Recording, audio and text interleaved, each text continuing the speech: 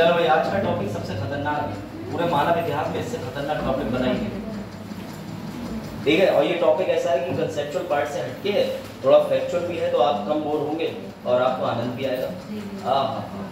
वाह, करें शुरू करें। हाँ भाई बेटा, आपको समझ आता है क्लास में? ये लोग कितनी राजनीति करते हैं, देखा नहीं समझ आता, ठीक है। हाँ इधर अब और बाकी बारिश तो होनी। चलो तो देखो, सैड स्टोरी हैप्पी एंडिंग, ठीक है, इसी को बनाते हैं, ठीक है। अब ध्यान से सुनना, बड़ी मजेदार बात है, ठीक उमेश। ये छोटी बच्ची, ठीक है, आज आएगी, माधुरी नहीं है। चलो अच्छा यार, तुम लोग सीट बदल लीजिएगा, माधुरी आप मिस करो, ठीक। चल अभी ध्यान से सुनना, आ जाओ बेटा। ये छोटी माधुरी, जब माधुरी छोटी थी, माधुरी के फादर इतनी मेहनत से पैसा इकट्ठा करते हैं, या किसी भी दुनिया में बच्ची के पापा मेहनत से पैसा इकट्ठा करते हैं, लॉजिकल बात है, सबके पापा मेहनत करते हैं। हुआ ये कि एक काश्तकार आदमी, किसान आदमी, लेकिन बाढ़ के आने की वजह से आपको पता है कि पूरी फसल खराब हो गई। अब ध्यान से सुनना, किसान परेशान। लेकिन उत्तर प्रदेश में एक योजना है, जिस योजना के तहत अगर आपकी फसल बाढ़ से नुकसानदेह हो जाए तो आपको सरकार मुआवजा देती है। परंतु सरकार मुआवजा देती है अपने आप में इतनी खतरनाक चीज है कि सरकार से मुआवजा हम ले कैसे पाएंगे। सरकार मुआवजा देती है, ठीक है, लेकिन हम सरकार से मुआवजा ले कैसे पाएंगे? क्यों? क्योंकि वहां पर बैठे ऐसे भ्रष्ट बाबू। तो क्या हुआ, जब ये गए मुआवजा लेने, आप ये भी देख लीजिए, उत्तर प्रदेश में बाढ़ से फसल खराब होने पर किसानों को मुआवजा मिलता है। तो मैं कोई ऐसी स्टोरी नहीं बता रहा, जो सत्यता है वो 72 घंटे के अंदर कृषि विभाग इसकी जानकारी लेता है। आप फोन के माध्यम से दे सकते हैं। सर्वे करने के लिए सर्वेयर आता है, वो आपके खेत को पूरी तरीके से चेक करता है, एवं बाढ़ द्वारा नुकसान हुआ है आपकी फसल पे ऐसे टिप्पणी करके चला जाता है। लेकिन याद रखिएगा, जैसे आपकी मोटरसाइकिल का एक्सीडेंट हो जाए और जो सर्वेयर आता है, जब तक आप 100, 200, 500 नहीं खिलाएंगे, तब तक वो मोटरसाइकिल में क्लेम दिलवाने में सहायक नहीं होगा। ऐसी किसान की हालत है। इस पूरे खेत में जो सर्वेयर आता है, कहता है अच्छा 30,000 रुपये मुआवजा बन रहा है, कुछ मिठाई खिलाओ, ठीक है। तो समझिएगा, पूर्व में ऐसी घटनाएं देखी नहीं, मैं ऐसे ही नहीं कह रहा हूँ।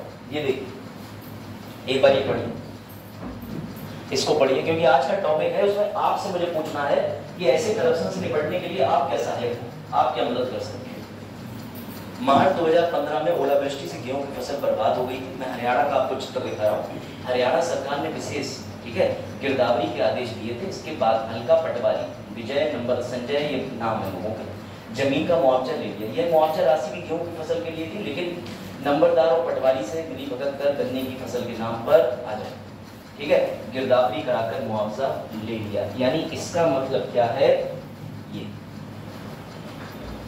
बर्बाद हुए चुके किसानों के मुआवजे पर भी भ्रष्टाचार का दिमाग, 7 के खिलाफ केस है।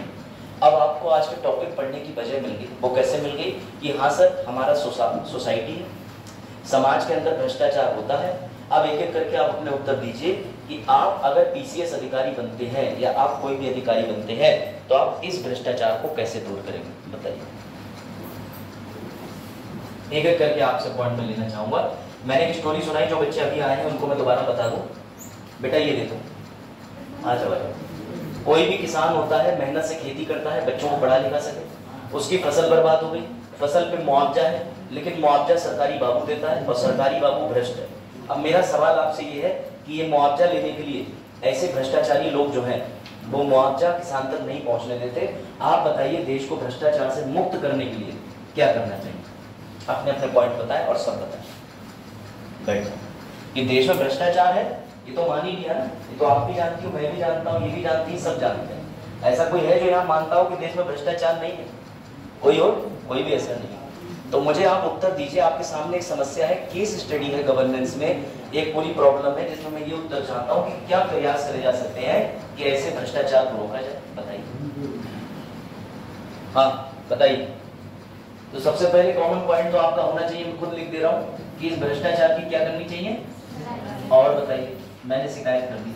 शिकायत किसके पास कर सकते हैं? जिले के कलेक्टर, ठीक है। अगर कलेक्टर नहीं सुने तब उससे ऊपर चले जाएंगे, राज्य में शिकायत कर सकते हैं, मंत्रियों से, ठीक। और कलेक्टर के बाद में और उनके बीच में, मंत्रियों के बीच में ऑनलाइन कंप्लेंट भी आती है, IGRS जैसा। और बताइए, ये तो ढांचा हो गया कि सर शिकायत कर देंगे। और इस करप्शन को रोकने के क्या प्रयास किए जा सकते हैं, तभी तो आप आज का टॉपिक समझेंगे। अभी तो ट्रेलर चल रहा है, टॉपिक तो शुरू होगा, अभी तो आपको पता ही नहीं कि टॉपिक है क्या आज। क्या लगता है कैसे भ्रष्टाचार रोका जाए? थिंकिंग देना, मतलब जब भी आपको याद आए कि भ्रष्टाचार, तो आपके पास 3-4 बिंदु होना चाहिए, बोलने के लिए भी लिखने के लिए। उमेश क्या कर सकते हैं, कोशिश करो, सोचो, दिमाग लगाओ, क्या लगता है हीरा गिरी कैसे गांव के लेखपाल जब पैसा मांगे तो क्या करें, कैसे रोकें, या कोई तरीका जो आपको लगता हो, क्या करें, पद खत्म कर दें लेखपाली का? हाँ, अवेयरनेस, जागरूकता, वेरी गुड, और अच्छा पॉइंट डालिए, और बताओ। जागरूकता कम है लोगों में, मानते हैं, और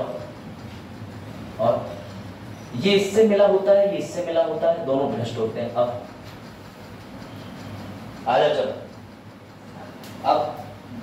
अब किसके पास जाओगे? अब मैंने सोचा मंत्री जी के पास जाते हैं। मंत्री जी ने ही डीएम को आदेश दिया था कि मुआवजे का 25% मेरे पास पहुंच जाना चाहिए टाइम से। अब डीएम जो है वो किसके आदेश का पालन करेगा? मंत्री का। डीएम भी मिला हुआ है। आईजीआरएस कौन संभालता है? राज्य सरकार संभालती है। और आईजीआरएस का एक दुख है, जिस विभाग की शिकायत करोगे उसी के पास पहुंचेगी, वही रिपोर्ट लगाएगा। इट्स लाइक तुमने पापा से कहा तुम्हारा बेटा चोर है, पापा कहेंगे अरे है तो मेरे। अब बताओ,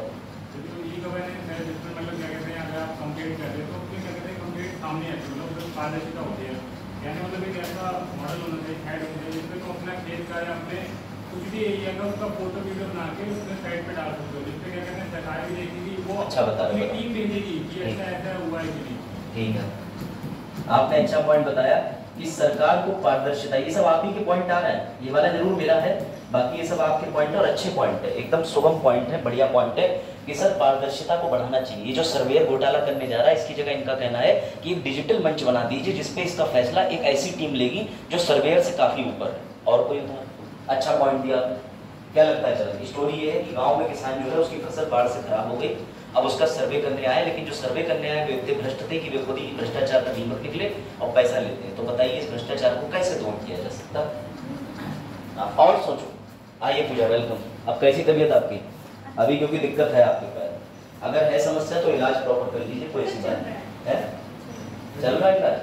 चलो बैठ जाओ।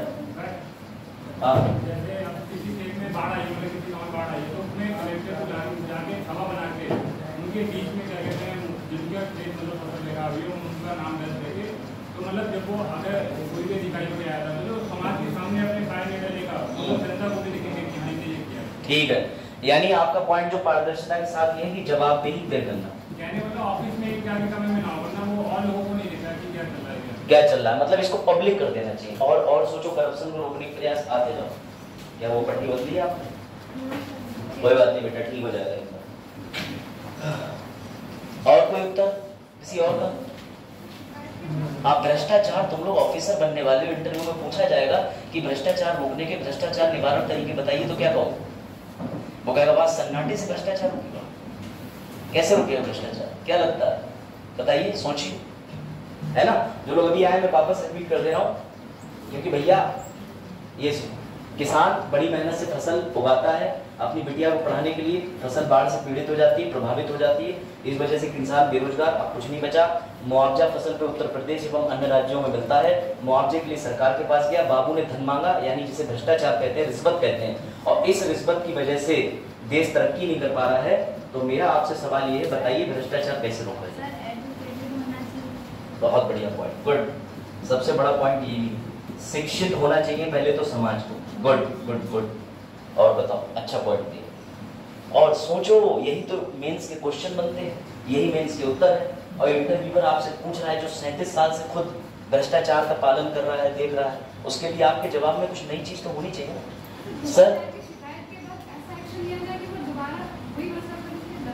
ठीक है, इसे अंग्रेजी में कहते हैं प्यूनिटिव मेथड्स, जो आपने बोला मैं बता दे रहा हूँ। इसका मतलब ये होता है कि दंड ऐसा दिया जाए जो समाज के लिए उदाहरण बन जाए। जैसे अगर कोई भ्रष्टाचार के रूप में किसान की फसल का मुआवजा खा रहा है, तो उस अधिकारी को जेल में ना डाला जाए, उसे 6 महीने खुद खेती के लिए भेज दिया जाए कि तू किसान की जगह पे खेती कर और उगा, तब तुझे समझ आएगा उसका दुख दर्द। ये इनका एग्जाम्पल है। और कोई?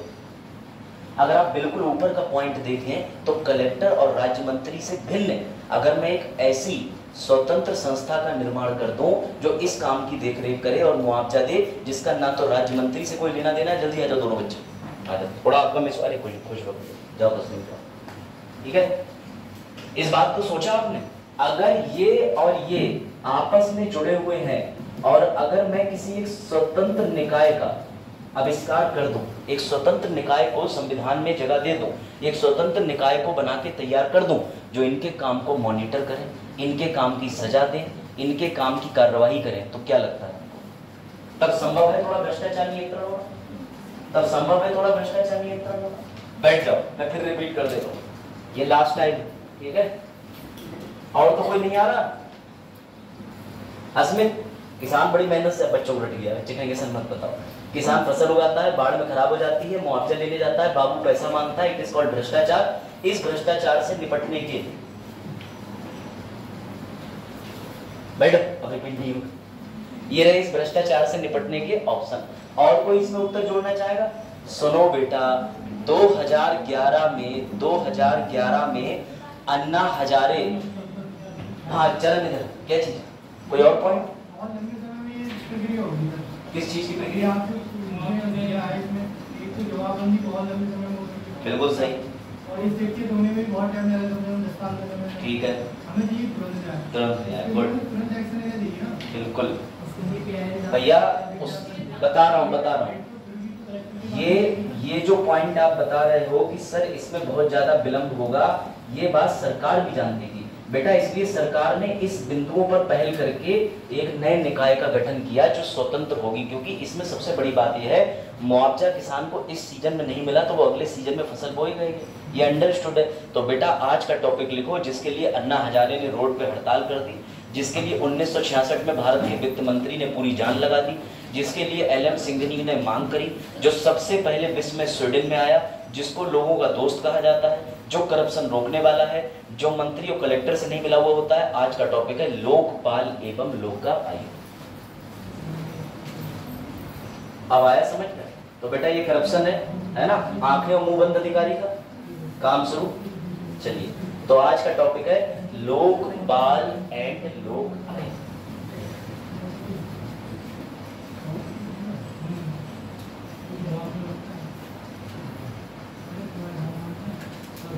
यह एक विधिक निकाय है बेटा। विधिक निकाय को अंग्रेजी और हिंदी दोनों में समझा दे रहा हूं। इसे कहते हैं स्टैट्यूटरी बॉडी। सर ये क्या होता है, सुनिए जरा ध्यान से। जिसका निर्माण किसी विधि द्वारा हुआ हो, ठीक है, देखिए ये संवैधानिक बॉडी नहीं है। लोकपाल का कोई आर्टिकल संविधान के अंदर नहीं लिखा, क्योंकि ये संविधान में संशोधन करके जोड़ा नहीं गया। लेकिन क्योंकि हमारे कलेक्टर साहब, मंत्री साहब, ये लोग भ्रष्टाचार और घोटाला करने में बहुत आगे थे। और अभी आपने जितने भी उत्तर दिए, आ जाओ, अभी आपने जितने उत्तर दिए हैं उनको फिजिबिलिटी नहीं दिख रही है, ठीक है ना चीज। फिजिबिलिटी मतलब ये होता है कि आसानी से लागू करा जा सके। तो सरकार से जनता ने अपनी बात रामलीला मैदान में बैठ के जो कही, वो यही कही अन्ना हजारे ने कि भ्रष्टाचार को निवारण करने हेतु एक ऐसा निकाय दे दो जो कि इन मंत्री प्रणाली से भिन्न होगा। उसी का नाम होता है लोकपाल लोकायोग। बात आई समझ में? सर ये दहेज शादी के केसेस देखता है? नहीं। सर ये जमीन के विवाद देखता है? नहीं। सर ये स्कॉलरशिप के विवाद देखता है? नहीं। केवल केवल केवल करप्शन, केवल केवल केवल करप्शन।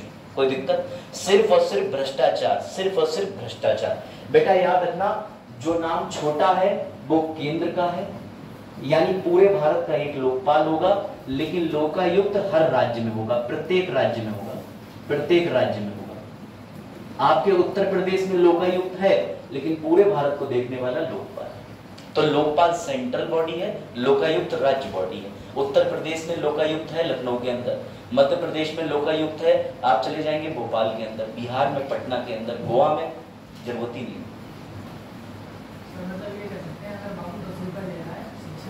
हाँ बाबू 10 रुपए मतलब सरकारी बाबू, हाँ मतलब मुझे कुछ और ही लगा, तो मैंने कहा 10 ही मांग रहा बाबू, अच्छा है बाबू। हाँ चलो फिर, हाँ कभी कभी 10 रुपए भी काम हो जाता है। वाह भाई, हाँ बताइए। तो मतलब सरकारी बाबू किसी विभाग को 10 रुपए भी ले रहा है तो वो भ्रष्टाचार है, उसकी शिकायत कहाँ होगी? यहाँ होगी। अस्मित ने तो नई दिशा दे दी कक्षा। वाह अस्मित वाह।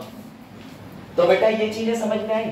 अभी हम इसका विश्व इतिहास देखेंगे, इसका भारतीय इतिहास देखेंगे, लेकिन उससे पहले हम तुक देखेंगे। मैं तुमसे अभी पूछना चाहता हूं, क्या लोकपाल और लोकायुक्त तुम्हें लगता है कि भारत में सफल हो पाया? पहले मैं बता दूं, 2013 में इसका कानून बना, 2014 में इसका क्रियान्वयन हुआ यानी लागू करा गया, और 2019 में भारत को पहला लोकपाल मिला जिसका नाम था आदरणीय पिनाकी चंद्र घोष। आपने पढ़ा हो, जब 2019 में इनकी नियुक्ति हुई तो बड़ा हो हल्ला हो गया था, अरे भाई मिल गया, लोकपाल मिल गया। करंट अफेयर में जगह जगह पूछा जा रहा था कि भारत के पहले लोकपाल कौन है। तो आज भी याद रखिएगा, क्योंकि जो पहली बार होता है वो याद रखा जाता है, चाहे वो 14 फरवरी हो चाहे 14 नवंबर हो, कुछ समझ में पाते। तो आ जाएगा। हाँ, अस्मित की खुशी देखने की मुझे क्लास में सही मन से बैठे, समझ रहा है, कोई छात्र के लिए लापरवाही बर्दाश्त नहीं करी जाएगी। चलो अब आगे बढ़ते, आज ठीक है। तो सुनना जरा फिर से, लोकपाल कहाँ है? यूनियन में। लोकायुक्त कहाँ है? स्टेट में। अभी बता, किसका? पिनाकी चंद्र घोष, पीसी घोष, लिख दे रहा हूं।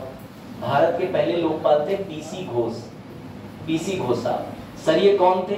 बेटा ये सुप्रीम कोर्ट के जज थे, ये सुप्रीम कोर्ट के पूर्व जज थे, सुप्रीम कोर्ट के पूर्व जज एवं राष्ट्रीय मानवाधिकार आयोग के सदस्य भी रह चुके थे। इन्हें हमने बना दिया भारत का पहला लोकपाल। जो भारत में भ्रष्टाचार संबंधी मामले देखेगा, बुद्धि लगाओ, ये कहां से आ रहे हैं? जुडिशरी से। क्यों इसमें ज्यादातर लोग जुडिशरी के दिख रहे हैं? क्योंकि सर ये हमारी एग्जीक्यूटिव यानी कि सरकार और डीएम, उनसे भिन्न एक हमने स्वतंत्र निकाय का निर्माण किया है, क्योंकि मंत्री खुद करप्शन में जुड़ा होता है। अब मंत्री से कह रहे हो करप्शन की जांच करो, मंत्री कहेगा हाँ हाँ, अभी तक तो मैं एक ही संतरा निकाल पा रहा था ठेले से चोरी करके, अब तो पूरा ठेला ही मेरा हो गया। कौन कहेगा गली गली में सोरे संजय भैया? संजय भैया जिंदाबाद, अमर है ना? चल हो गया। हाँ तो समझ जाओ, चलिए आ जाइए, ठीक है। अब बेटा सुनिए, इसका कारण क्या है? कारण सेवक केवल और केवल भ्रष्टाचार, इसे ही कहते हैं करप्शन। सिर्फ करप्शन के मैटर देखता है लोकपाल। किसके मैटर देखता है? Corruption. Sir divorce, criminal, civil, शादी, ब्याह, चकबंदी, लेखपाली कुछ नहीं देखेगा, सिर्फ भ्रष्टाचार। तुम गए, तुमने कहा बाबू पैसा मांग रहा है सरकारी बाबू, तो भैया तुमने सीधी बात कही, तो तुम क्वेटर फाइल कर सकते हो किसके पास में? किसके पास में? लोकपाल, लोकायुक्त। पहले आप अपने उत्तर प्रदेश के लोकायुक्त के पास जाएंगे, लखनऊ जाएंगे, लखनऊ से कोई मदद नहीं मिलती है तो केंद्र में ये भी बैठा है, परंतु याद रखिएगा ये अपने आप में पर्याप्त है आपके भ्रष्टाचार के मामले में। लेकिन अभी देखेंगे ये जांच एजेंसी कितनी मजबूत है, इसके कार्य क्या है, इसमें सदस्य चुने कैसे जाते हैं, और क्या कमी है कि लोकपाल लोकायुक्त तो 2019 में पहला बन भी गया, लेकिन आज भी ये कारगर नहीं हो पाया। कुछ बिंदुओं पर चर्चा करेंगे, आगे बढ़े। ये समझ आ गया पूजा आपको? और जो बच्चे थोड़े लेट आए थे वो कनेक्ट कर गए? चलिए भाई अब आगे बढ़ते, अब आ जाए, ठीक है। तो लो जो तुम्हारे लिए सुन लो, बोर हो जाता है।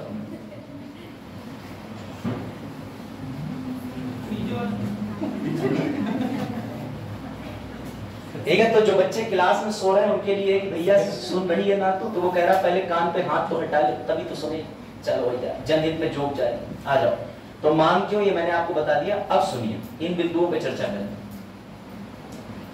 मेरा ये मानना है इस लेक्चर के अंत तक आप भी सहमत हो जाओगे, और अगर नहीं सहमत होगे तो लास्ट में क्वेश्चन आएगा कि क्या लोकपाल लोकायुक्त ऐसा एक तंत्र है जो भ्रष्टाचार मिटा सकते? मैं मानता हूं नहीं। क्यों नहीं, अभी मैं बताऊंगा, आप भी अपने तर्क रखिएगा। दूसरा, इस पॉइंट से मैं बिल्कुल सहमत हूं, इसको पढ़िए, रेड कलर वाले पॉइंट को पढ़िए। भारतीय समाज में भ्रष्टाचार को सामाजिक मान्यता मिल चुकी है, बिल्कुल हर कोई जानता है। अरे 100 का नोट ले जाओ, तभी तो बाबू बताएगा कि डेट कब की। ऐसी स्थिति में लोकपाल के पद पर नियुक्त व्यक्ति भ्रष्टाचार को दूर करने के प्रति कमिटेड नहीं होगा, प्रतिबद्ध नहीं होगा। क्यों नहीं होगा? समाज मान चुका है कि रात में ही सो सकते हैं, दिन में सुबह 4 बजे उठ के पढ़ाई कर सकते हैं। अब तुम कितना भी रात की शिफ्ट पे ले आओ लोगों को, ला लोग रात में ऐसे होंगे ही होंगे, आदत पड़ चुकी है। ऐसे लोग जानते हैं कि भैया भ्रष्टाचार जो है वो हर जगह मौजूद है, भ्रष्टाचार को समाज से नहीं निकाला जा सकता। बात आई समझ? आइए आगे बढ़ते हैं। और बाकी ये जो पॉइंट है लेक्चर के बाद पढ़ेंगे, वरना कमियां आ जाएंगी निकल के। कलाम साहब ने क्या कहा था, एक बार कलाम साहब की बात पढ़ लीजिए फिर आगे बढ़ते हैं, है ना।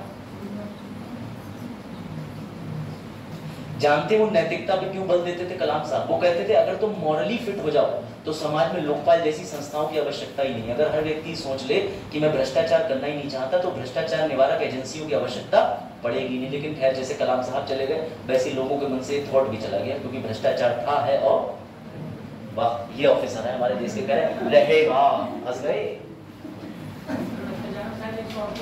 हाँ बेस्ट है, गुड गुड गुड। चलो भैया लिख लो, सबसे पहले किस देश के पास लोकपाल नामक तंत्र आया? स्वीडन के पास। ये प्रश्न आ चुका है कई बार। देश का नाम है स्वीडन, SWEDEN। बेटा लिखा है यहाँ पे, स्वीडन पहला देश था जिसने लोकपाल की अवधारणा पेश की, जिसने 1809 में दुनिया का पहला संसदीय लोकपाल नियुक्त किया। लोकपाल शब्द स्वीडिश शब्द है, इसका अर्थ होता है प्रतिनिधि या एजेंट। इतनी बात काम की है, ये लिख लीजिए, फिर मैं बताता हूँ कि ये डेवलप हुई कैसे। आज की डेट में 110 देशों में ये बीमारी, मतलब ये संस्था फैल चुकी है। ये लिख लीजिए, तथ्य भी लिखते चलिए। तथ्य आजकल PCS में बहुत पूछे जा रहा है, सर हमेशा पूछे जाते थे। अरे पर मुझे 2018 के बाद UPSC कॉपी कर रहा था। अरे sir, donkey can never become horse.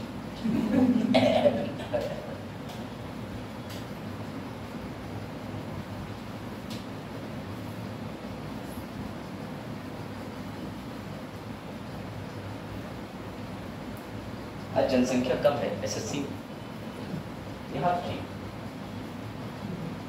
हाँ, और नहीं बड़ी तो पुराना टोटका मोरपंख क्लास में पहलवा ही है। तो लोग बताए टोटका पहले क्लास में बच्चे मोरपंख करते थे, डबल हो जाएंगे, उसके बाद वो बच्चा क्लास में नहीं आता तो हमें शक होता था ये तो नहीं कम होता। अरे ऐसी मान्यता है कि मोरपंख जो होता है रख लो कॉपी में डबल हो जाएगा। हमारे टाइम में, अरे तुम्हारे टाइम में इंस्टाग्राम में, हमारे टाइम में नहीं था, तो ऐसी अफवाह फैलाते थे, प्रैंक वीडियो यही होती थी और क्या होता था, है ना। अब तुम लोग लाइव देख लेते हो, हमारे टाइम में कहाँ रील्स थी। वेद प्रकाश जी पानी पी रहा है, कभी हमारा ध्यान रखिए। चलिए भैया इधर देख लो, इधर तो सुनो। पहले जमाने में सरकार और राजा सिस्टम चलता था।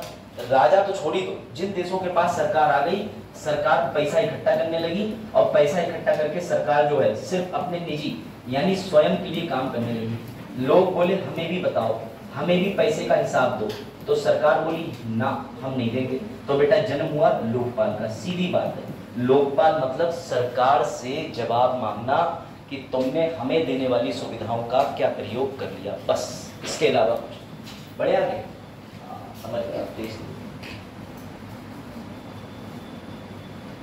मिलो वो भी आएगा तो वे पूछन कहते हैं क्या हुआ बेटा, वो फोटो आया आप लोग? अच्छा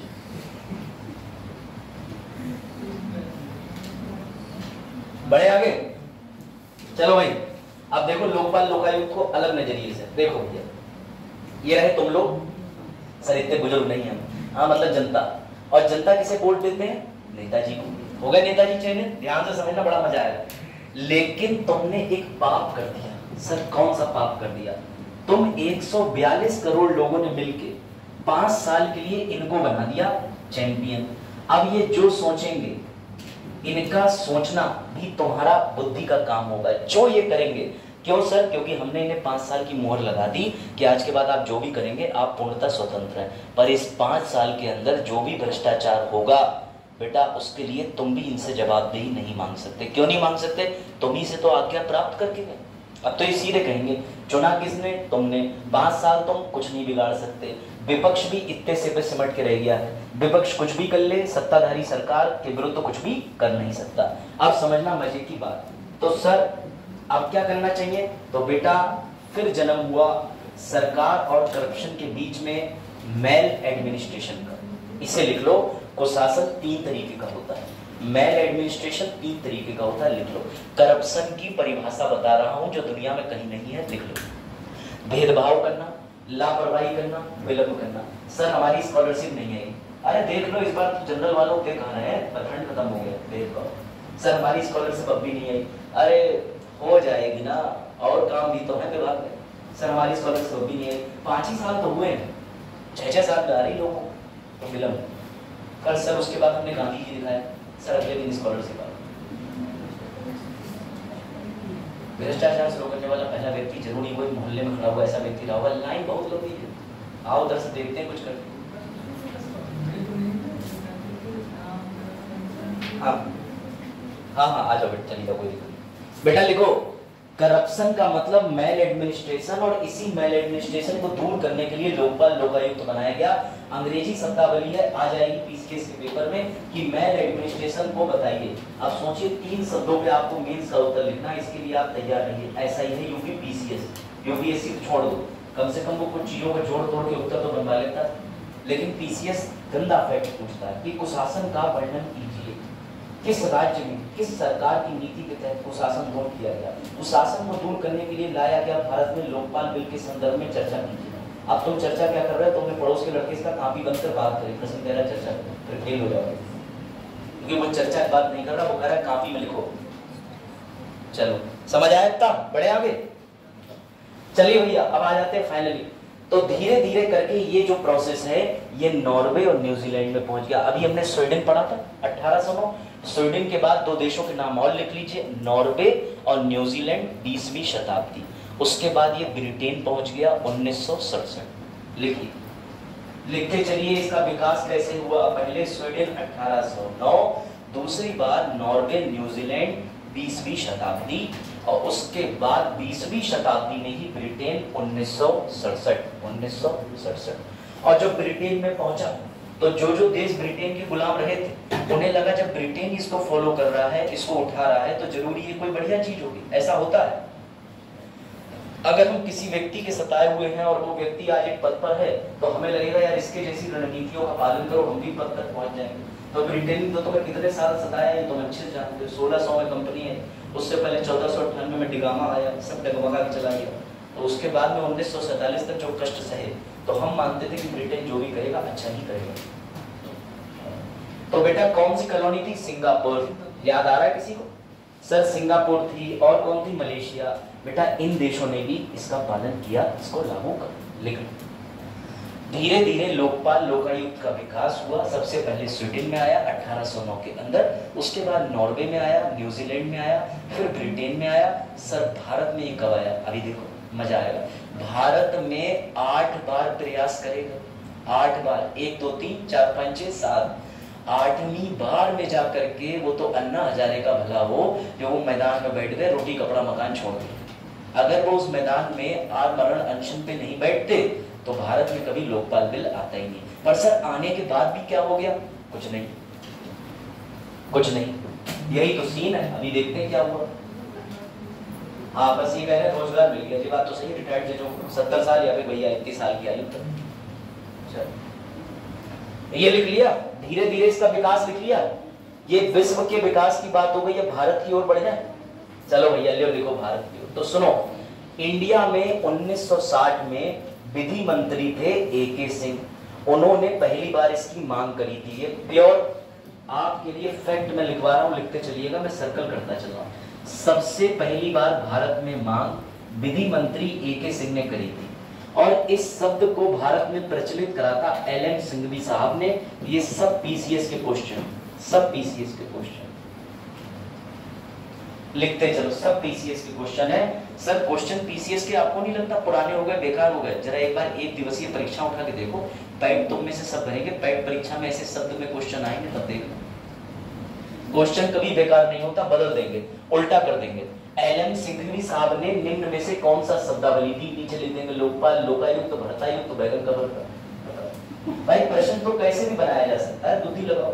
अभी पूछ रहा है कि सबसे पहले लोकपाल शब्दावली किस व्यक्ति ने की, बाद में पूछेगा इस व्यक्ति ने कौन सी शब्दावली दी। 2 प्रश्न बन रहा। और भारत में एक समिति बनी थी कि जो भी जितने भी प्रशासक हैं, EM DM जितने भी हैं, उनके लिए क्या सुधार होने चाहिए, 1966 में बनी थी। तो बेटा याद रखिएगा, लाल बहादुर शास्त्री के टाइम की ये समिति थी, इसे कहते थे पहली ARC। इसने भी कहा था कि भारत में ऐसा कुछ होना चाहिए जिसे प्यार से बोलेंगे लोकपाल।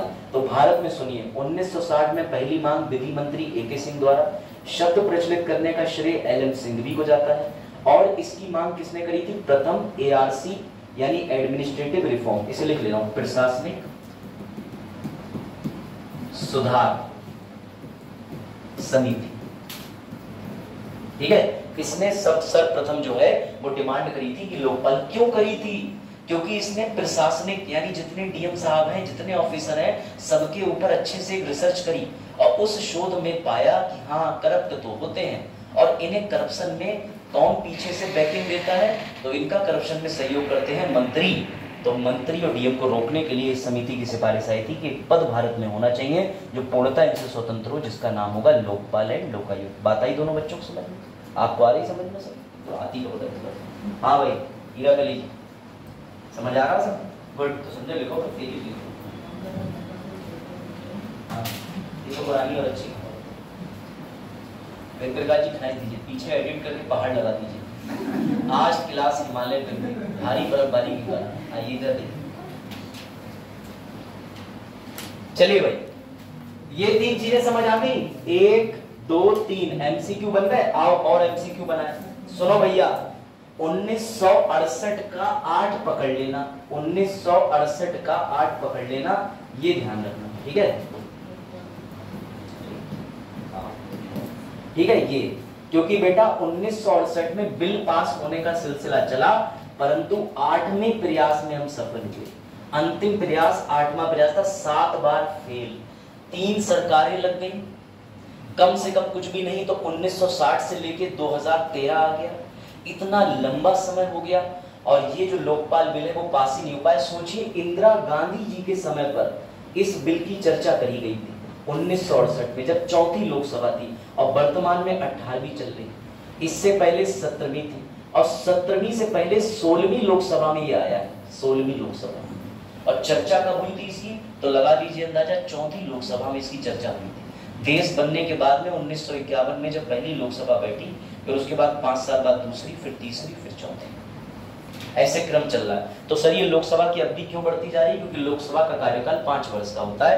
5 वर्ष के बाद सरकार खत्म, दोबारा चुनाव लड़के सरकार आती है, कहती है कुआं मुझे जल दोबारा दे दो, मैं बाढ़ ला दूंगा। अब तुम जब जल दे देते हो उसके बाद कहते हैं वो भाई भाई हम होता है।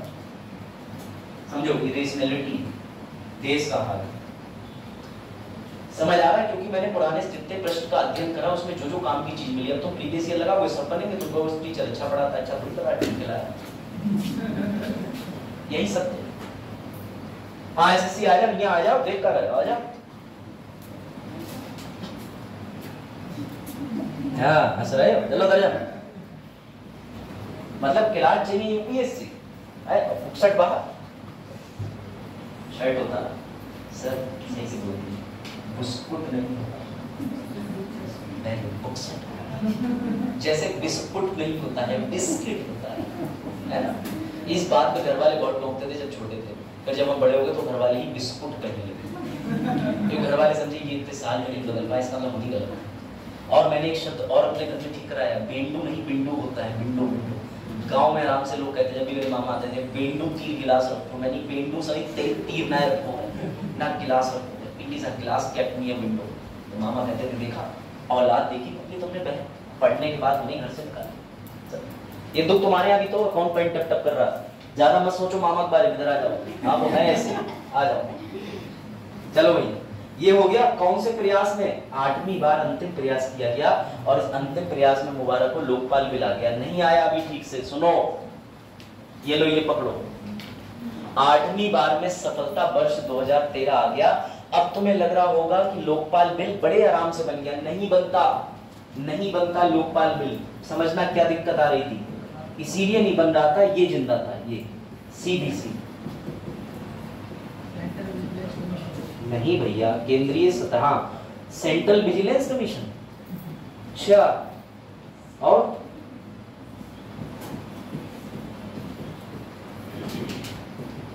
पहले सारे करप्शन के मामले कौन देखता था, यही देखता था। तो हमें जरूरत ही नहीं थी कभी, हम ये कहते थे जब पानी मिला के ही काम चल जा रहा है सोडा क्यों मिला।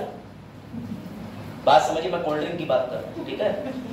जैसे हमारे यहाँ पहले यही चीज था कि लोग ये सोचते थे कि सीधी सीधी बात है, जब मच्छरदानी लगा के मच्छर भाग जा रहा है हम क्यों मोटी ना मोटी घुसेड़े अपने घर में, जब ऑलरेडी सीबीसी है तो why we should make Lokpal. लेकिन ना, अन्ना हजारे बोले हम तो लाके रहेंगे, हम तो लाके रहेंगे, क्योंकि मेरा जन्म ही इसीलिए हुआ। अन्ना हजारे जी की स्टोरी पता है, ये चीन वॉर के समय पे आर्मी के अंदर ड्राइवर थे, चलाते थे उनके आर्म से भरा हुआ ट्रक। उसके बाद इन्हें महसूस हुआ कि यार आनंद नहीं आ रहा है इसका, उसके बाद फिर उन्होंने भूमिका निभाई, फिर जननायक बन गए और उन्होंने कई आंदोलन करे, जिसमें से प्रचलित आंदोलन जो है उसे आप आराम से जानते हैं, लोकपाल आंदोलन। ईश्वर की दुआ से अन्ना हजारे भी स्वस्थ है, छोटे से मकान में रहते हैं, ठीक ठाक है, अरविंद केजरीवाल जी के अच्छे दोस्त बन गए। चलिए, नहीं है मित्र होने का मतलब ये कि नहीं, क्योंकि अरविंद केजरीवाल जी ने कहा जाता है कि उनकी आइडियोलॉजी से पार्टी बनाई और उन्हीं पार्टी से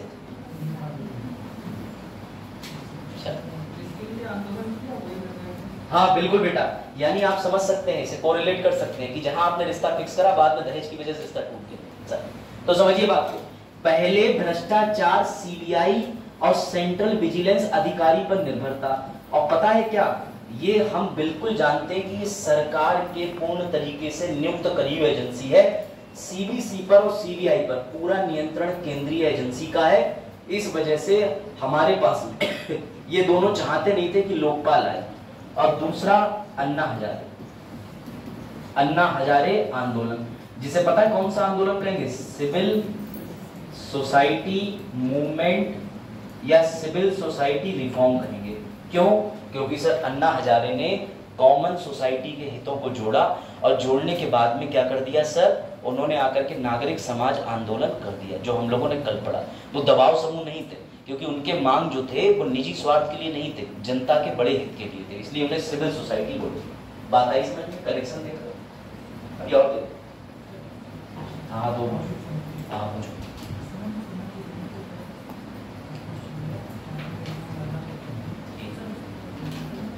नहीं आता, पहले भी होते थे, अब तो बस इतना आप कह सकते हो। अच्छा, इसमें ये भी आया खोज में कि कुछ लोग जानबूझ के हाथ से करवा भी रहे हैं, जैसे पत्थर बड़ा सा से हो चुके हैं, तो ये आप कह सकते हो कि लोकल जनता या ये सब कॉन्स्पिरेसी हो रही है, लेकिन आतंकवाद कई बार ऐसा हुआ। आ जाओ, चलिए अब आगे इसकी संरचना को पढ़ते हैं कि इसमें कौन कौन लोग काम करेंगे, क्या होगा। तो सबसे पहले जरा एक बात ये और लिख लीजिए, यह विधिक निकाय है, जो मैंने शुरू में बोला, ये संविधान नहीं है। कौन सी चीज संवैधानिक होती है बेटा, जिसका संविधान में कोई एड्रेस हो। जैसे राष्ट्रपति संवैधानिक क्यों, अनुच्छेद 52। प्राइम मिनिस्टर संवैधानिक क्यों, अनुच्छेद 74। उपराष्ट्रपति संवैधानिक क्यों है, तो सर अनुच्छेद 63। लोकपाल संवैधानिक क्यों नहीं है, क्योंकि कोई आर्टिकल नहीं लिखा। मौलिक अधिकार संवैधानिक क्यों है, 12 से 35। समझ गए, जिसका नंबर, एड्रेस, मोबाइल नंबर संविधान की किताब में है वो संवैधानिक नहीं है, गैर संवैधानिक। और जो विधि द्वारा बनाया गया है, जैसे मैंने कानून बनाया, भारतीय दंड प्रावधान अधिनियम 2024, चोरी की सजा होगी। अब चोरी की सजा मैं नहीं दूंगा, मैंने एक भवन का निर्माण कराया, उसमें 4 अधिकारी बैठेंगे, तो पहले विधि बनी, विधि के बाद संस्था बनी। ऐसी संस्थाओं कहते हैं विधिक संस्था, जो विधि द्वारा उत्पन्न होती है, कानून के बाद उत्पन्न होती है। समझ गए? और जो कानून से भी उत्पन्न ना हो, बस सरकार बना दे, जैसे नीति आयोग है, कोई कानून नहीं है। इन्हें एग्जीक्यूटिव बॉडी कहते हैं, कार्यकारी परिषद कहते हैं, कार्यकारी निकाय कहते हैं, जो सरकार सलाह के लिए, कार्य के लिए, परिवर्तन के लिए, करप्शन रोकने और करने के लिए, दोनों चीजों के लिए इस्तेमाल होते हैं। ठीक, तो भैया लिखो, भारत में पहले कानून आया, इसे विधिक निकाय क्यों बोल रहे हैं, क्योंकि सर ये रहा कानून, ये रहा अधिनियम, उमेश ये रहा अधिनियम। इस अधिनियम में तय करा गया कि भारत में केंद्र में एक पद होगा लोकपाल, और राज्यों के पास में एक पद होगा लोकायुक्त। तो ये किससे जन्म ली है, कानून से, इसलिए इसको कौन सी बॉडी बोलेंगे राजेश, विधिक निकाय, स्टेटरी बॉडी। अगर ये संविधान में आर्टिकल जोड़ दिया जाता तो ये संवैधानिक निकाय हो जाता, सीधी सी बात। तो कंफ्यूज होने की जरूरत है ही नहीं, ये समझ आया पूरा। इधर पड़ोसी जुनैद, और जुनैद के पड़ोसी राम रतन है ना, तो मेरा अपना नाम बढ़िया है तुम्हारा, प्रेम रतन की जगह राम रतन धन पाए, वाह क्या बात, गाना बढ़िया, सलमान खान को नई दिशा देंगे। हाँ भाई, दिशा पार्टनी की बात नहीं कर रहा हूँ। हाँ चलो, सारे वायरल बयानी अपडेट रखते हैं सर आप, है? चलो अब आगे बढ़ते हैं। तो भैया एक बार प्यार से इस पूरे डायग्राम को देख लो, अगर ये डायग्राम तुमने अपने मन में बिठा लिया तो तुम्हें दिक्कत नहीं होगी भविष्य में भी। सर कैसे, देखो मैं दिखाता हूँ। 1963 में पहली बार बजट पे डिस्कशन हुआ तो भारत के विधि मंत्री A.K. सिंह थे, वही जो 1960 के दशक में थे। ये हो गया पहली बार प्रशासनिक सुधार आयोग ने अपनी रिपोर्ट में चर्चा करी, इधर देखना इधर। उसके बाद 1968 में लोकपाल बिल पहली बार संसद में आया, लेकिन कितने प्रयास लग गए, 8वें प्रयास में जाकर के ये फाइनली हुआ। इसे रुकावट किस वजह से हो रही थी, क्योंकि सर 2002 के अंदर सेंट्रल विजिलेंस कमीशन भी था, वो इसको रोक दे रहा था कि क्या जरूरत है, क्या जरूरत है। 2005 के अंदर भी एक समिति बनी थी ARC प्रशासनिक सुधार आयोग, उसकी भी रिपोर्ट आई थी, उसने भी कहा जल्दी से लोकपाल बुलाओ। 2013 में संसद में ये पारित हो गया और अंतिम संशोधन 2016 में हुआ। ये पूरे जो डायग्राम आते हैं न्यूज़पेपर में ये गजब होते हैं, इनके अंदर पूरी संरचना होती है। ये 2017 वाला भी आगे बताऊंगा, मजा आ जाएगा इसमें, थोड़ा सा रुक जाएगा। तो कभी क्या कहना चाहते हैं ये डायग्राम देख के समझ जाओ। बढ़े आगे, चलिए सर ये रहा अधिनियम। लो कोई पूछे कानून कब से लागू हुआ? 1 जनवरी 2014 से। बना कब? 2013 में। 2 तारीख होती है हर किसी चीज की, बच्चे के जन्म की अलग, छठी की अलग। तो भैया जन्म की तारीख 2013 में, और जो छठी हुई है कायदे में जिस दिन हो गया, बस आज से बर्थडे यही है, 1 जनवरी 2014। ये मत भूलना। लोकपाल अधिनियम भारत में कब से लागू हुआ? 1 जनवरी 2014। निर्माण कब हुआ? सर 2013 में। सर इसको और सिद्ध कीजिए, सुनिए ध्यान से। देश का संविधान बनके कब तैयार हुआ? 26 नवंबर 1949। लागू कब से हुआ? 26 जनवरी 1950। क्यों सर 2 डेटें हैं? एक डेट पे संविधान तैयार हुआ, एक डेट पे लोकपाल बिल तैयार हुआ, एक डेट पे लागू हुआ। बात आई समझ? इसलिए 2 डेटें। और सुनिएगा इसका जो ये पूरा एक्ट है, इस एक्ट के अंदर ये 3 बातें हैं, आपको बता दे रहा हूं। सुनिए, अगर कोई पूछे लोकपाल बिल को संविधान के किसी भाग से शक्ति मिलती है क्या, भविष्य में कभी पूछ ले तो कहना हाँ, और उस चीज का नाम है प्रस्तावना। अगर आप अपनी प्रस्तावना को देखें तो वहां क्या लिखा है? लोकतांत्रिक गणतंत्र। लिखा है कि नहीं लिखा? लिखा। अरे सर काश आप प्रियम्बल दिखा पाते सर। लिखो क्या लिखा है? डेमोक्रेटिक रिपब्लिक, डेमोक्रेटिक लोकतंत्रात्मक गणराज्य। और इस कानून में 2 लाइनें पढ़ना जरा, क्या लिखी? Democratic Republic. यानी इसको शक्ति कौन दे रहा है? प्रियम्बल। दूसरा, संयुक्त राष्ट्र ने 1948 में एक बैठक आयोजित करी। पूजा क्या सोच रही? संयुक्त राज्य ने 1948 में एक बैठक का आयोजन किया। उस बैठक में हल ये निकला कि हमें सभी राज्यों को, सभी देशों को आदेश दिया कि अपने यहाँ करप्शन कम करो, क्योंकि करप्शन कम होगा तो मानव का विकास होगा। इसमें ये भी लाइन लिखी है। यानी सर लोकपाल बिल बनने के पीछे अन्ना हजारे तो जिम्मेदार थे, लेकिन कौन सी राष्ट्रीय अंतर्राष्ट्रीय शक्ति थी? उसमें प्रियम्बल भी जुड़ा हुआ है, अंतर्राष्ट्रीय संयुक्त राष्ट्र का संगठन भी जुड़ा हुआ है। और कारण क्या था? सिर्फ और सिर्फ करप्शन को रोकना। ये बात ध्यान रखना। पूरे अधिनियम के आप मेन पॉइंट समझ गए। यूपीएससी डालेगा ये क्वेश्चन।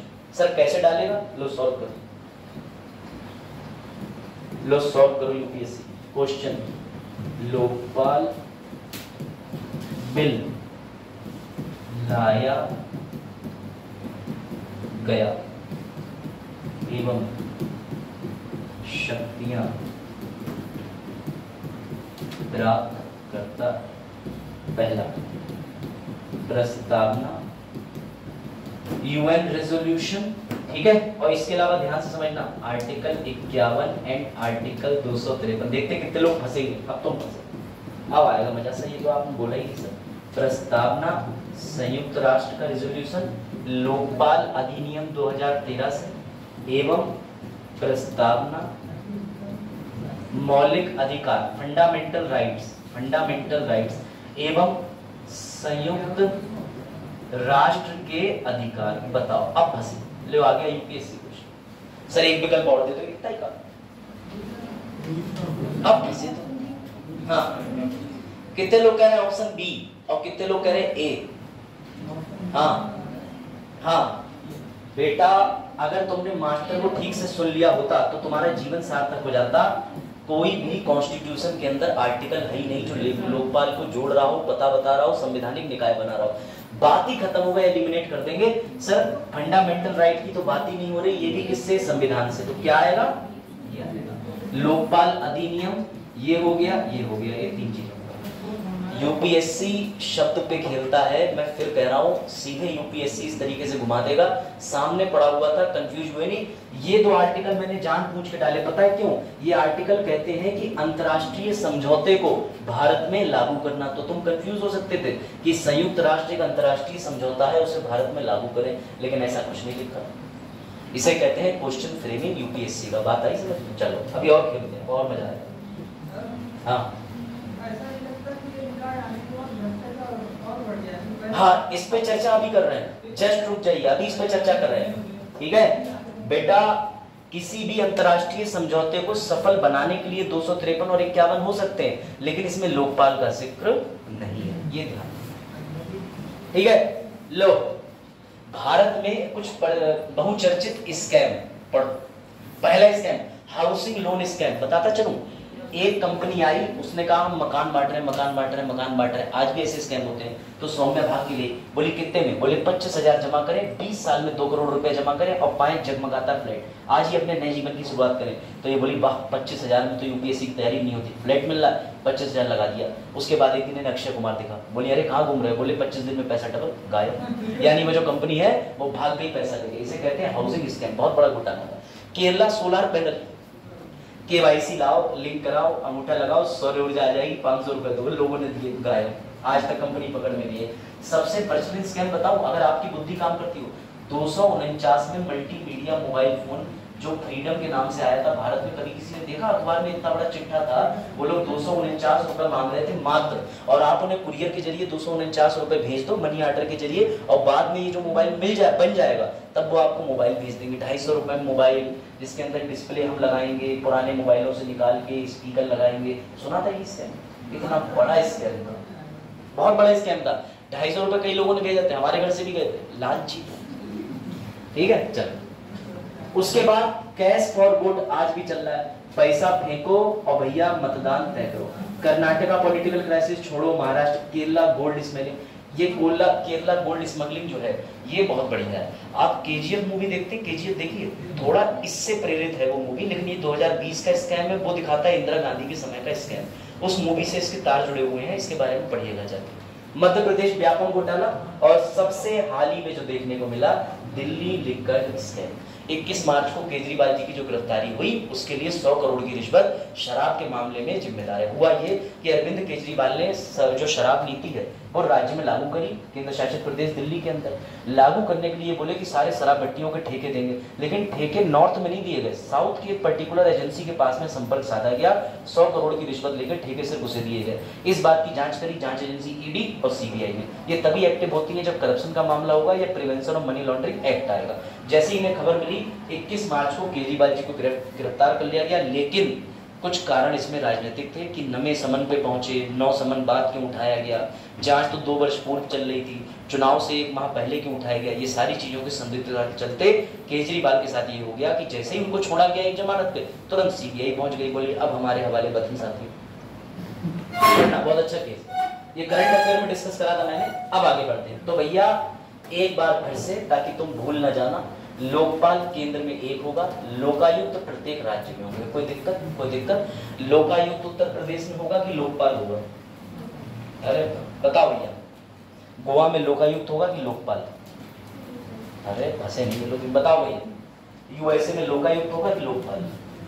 लोकपाल होगा यूएसए में, है नहीं होगा, लोकपाल नहीं होगा। वैसे बात तो बच्ची ने सही की कि अगर यूएसए जो है वो देखा जाए फेडरल स्ट्रक्चर है तो उसमें लोकपाल होगा, बच तो गई हीरा कली। लेकिन इससे अभी हम यूएसए नहीं पढ़ रहे हैं, एक बात स्वीडन कह देती, आप समझ गए? चलो कोई बात नहीं, आ जाओ बेटा, हो गया काम। चलो भैया ले इसके बॉडी के बारे में लिखो, ऐसे मजा नहीं आया, मैं भी लिखूंगा, लिखो लिखो, संरचना लिखो, लिखो लोकपाल का ढांचा, लोकपाल कैसे बनता है, तो सुनो भैया, सुनो सुनो। एक होगा अध्यक्ष, सुनना बड़े ध्यान से लिखना, एमसीक्यू नहीं कर पाओगे अगर तुमने फॉर्मर जज का मतलब नहीं समझा, एक्स जज का मतलब नहीं समझा, वर्तमान जज पे टिक लगाओगे, जबकि इसमें कोई वर्तमान जज बैठता ही नहीं है, सारे रिटायर्ड बैठते हैं। मुझे वाले कॉपी पे ऐसे पानी की जगह अपना जीभ से समझ गया वाले होते हैं, समझ जाओ। तुम लोग गए नहीं ना, मैं गया हूँ लोकपाल कोर्ट में, मैंने देखा। तो बेटा सुनिए जरा ध्यान से, इसके अंदर जो संरचना है वो समझिएगा, ऐसे है 1/8, ऐसे लिख लेना। क्यों? क्योंकि सर ये टोटल तो 9 होता है, लेकिन कानून इसे 9 नहीं बोलता, कानून बोलता है 1/8। क्यों? एक अध्यक्ष होगा, 4 सदस्य इधर, 4 सदस्य इधर। ये 4 सदस्य जो है वो न्यायपालिका से आएंगे, न्यायिक होंगे, 4 सदस्य जुडिशरी के होंगे, और जो 4 सदस्य होंगे वो आप खुद जानते गैर न्यायिक होंगे। अभी देखना गेम, ये संरचना समझने में आपको बड़ा मजा आया। 4 गैर न्यायिक होंगे, ठीक है? इंग्लिश वालों जुडिशियल, नॉन जुडिशियल, जुडिशियल अध्यक्ष को बेटा चाहे तुम चेयरमैन कह लो चाहे चेयरपर्सन कह लो, एक ही बात है। सर ये 4 कौन होंगे? मेंबर होंगे। सर ये 4 कौन होंगे? मेंबर होंगे। कोई दिक्कत? इसकी सर संरचना बनेगी जो केंद्र की बात करी, अभी मैंने लोकायुक्त बोला, मैंने उत्तर प्रदेश का नहीं बताया ढांचा, राज्यों का नहीं बता रहा हूँ। केंद्र में जो एक लोकपाल होगा उसके साथ कितने जने काम करेंगे, इच्छा बताई जा रही है। समझ आया हो तो मैं आया हूँ, तीनों ले ली समझ में। हाँ नींद आ रही, खोलो सोचो, देश का भ्रष्टाचार में पाठ पढ़ रही और खुर्र कर रही हो। ऐसे है अभी टेबल के नीचे 200 रुपए आ जाए तब खुर्र नहीं होगी। कार्यालय माने के बाद एक तो तुम्हें करप्शन फ्री इंडिया बना रहा हूं मैं, ऊपर से तुम अभी सोचे भी करप्शन कर रहे हो, 20 रुपए दे तो बंद कर ला, है ना? नींद नहीं आ रही, पैसा देख के नींद नहीं आती। तुम्हारा छोड़ दो, तुम तो YouTube शॉर्ट देख के भी नहीं सोते हो। मम्मी कह रही रात के 3 बजे, अरे चरण आज बड़ी जल्दी उठ गए, चरण ऐसे बैठे, मैं सोया ही करता है। मम्मी तुम्हें क्या पता रात में अचानक कॉल कट जाए और स्विच ऑफ हो जाए, कैसा लगता है? देखा, दोनों कह रहे हैं ऐसा भी होता है। भक्त भोगी अगला व्यक्ति कोचिंग आने से पूर्व 10 मिनट लेट क्यों हो जाता है? क्योंकि समय बंधा हुआ है, बाहर बैंक्वेट हॉल के पास खड़े हुए सर बस ऐसे चल रहा था सब। ये आंखों देखा लाइव विवरण है, एसएससी तक सुन के खुश है इस बात को, देखिए हंसते हुए चलिए आइए, ठीक है, ये लिखा आपने। अब सुनिए, अब मैं अपनी राइटिंग को विराम देके तुम्हारे लिए आसान करता हूँ, जरा ये लिखो, ठीक है? ये लिखो। सबसे पहले ध्यान रखना, एक चेयरपर्सन हमेशा भारत का पूर्व मुख्य न्यायाधीश ही होगा। अगर सर मुख्य न्यायाधीश ने मना कर दी, हम नहीं करेंगे, हमें नहीं करना, तब हम दूसरे व्यक्ति को ले आएंगे, सुप्रीम कोर्ट का पूर्व। एक्स का मतलब है पूर्व, इसे ही अंग्रेजी में लिखते हैं फॉर्मर, इसे ही अंग्रेजी में लिखते हैं रिटायर्ड।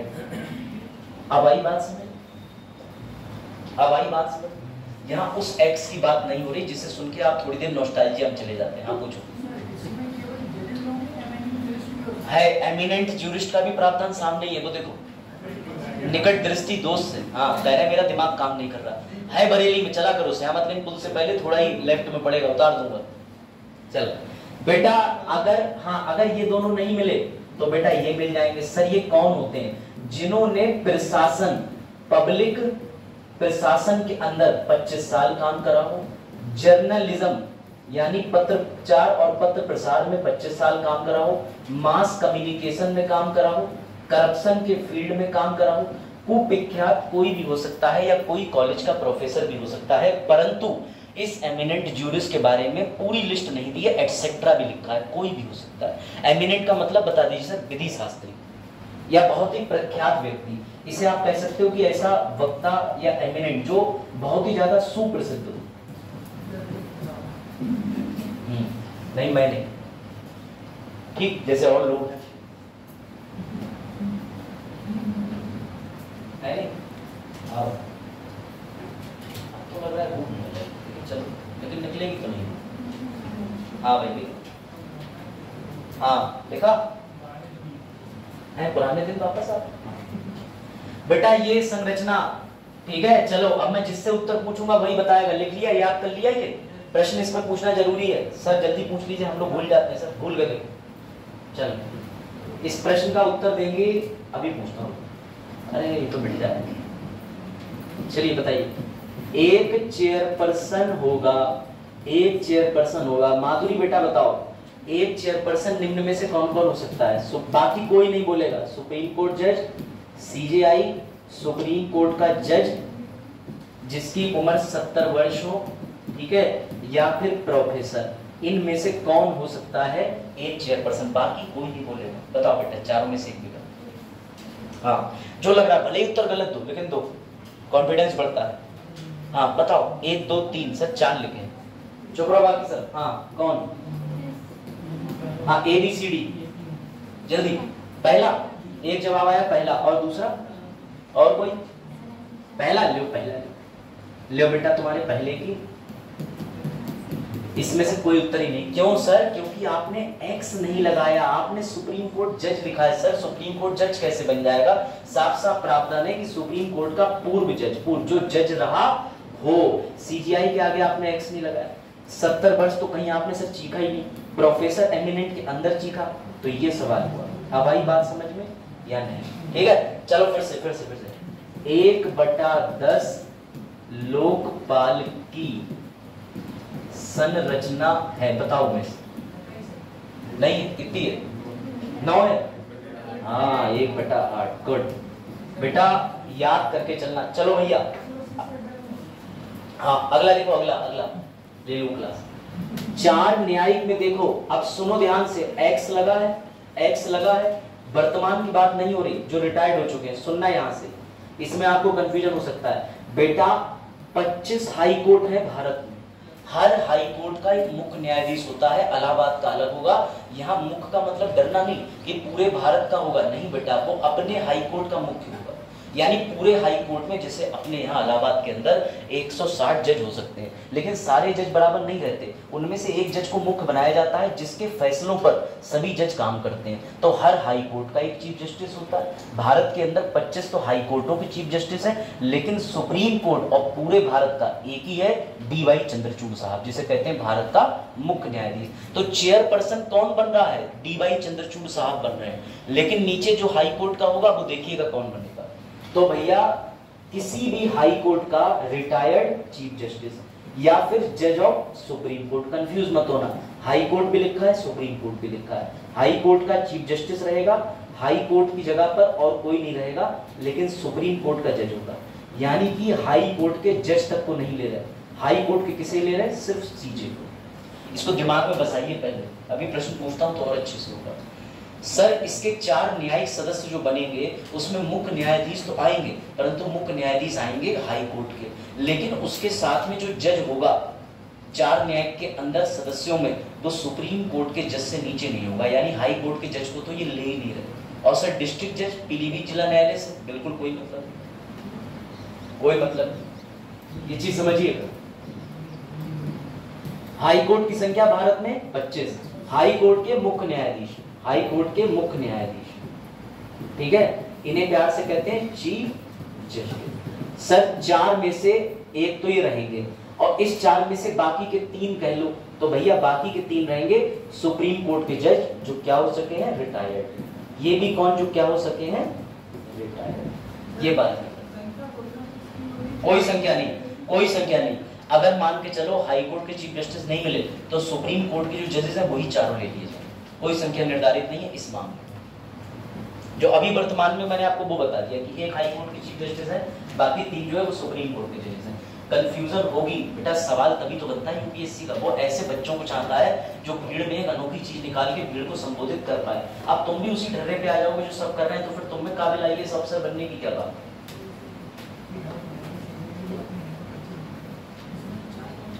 इसमें से जो 4 उठाए जाएंगे उसमें से हम CJ उठाएंगे हाई कोर्ट का, अगर ये मिल गया तो इसको 1 ले लेंगे, और किसी भी हाई कोर्ट 25 नहीं होगा कोई एक, लेकिन लिस्ट बनती है, उसका सिलेक्शन अभी कौन करेगा? यही तो गेम। अगर वो बोल दूंगा तो तुम पकड़ लोगे इनका सिलेक्शन। हाँ, इनका सिलेक्शन कौन करेगा ये मैं नहीं बोलूंगा, बताऊं।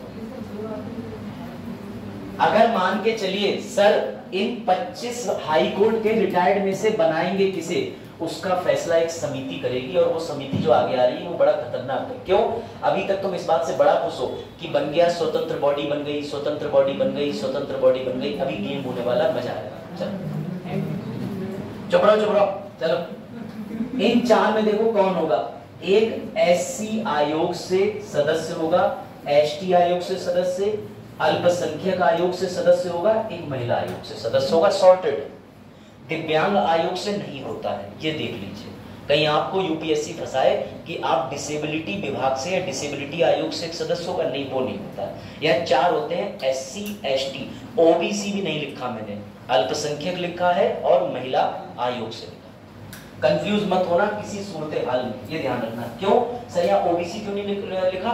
तो बेटा आपको जान के ताज्जुब होगा, पहले जो एससी वाला आयोग था ना वो एसटी और ओबीसी दोनों के देखता था, ये तो बाद में संशोधन के जरिए उसमें से छांट दिया गया, तो वो आज भी सक्षम है फैसले देने के लिए।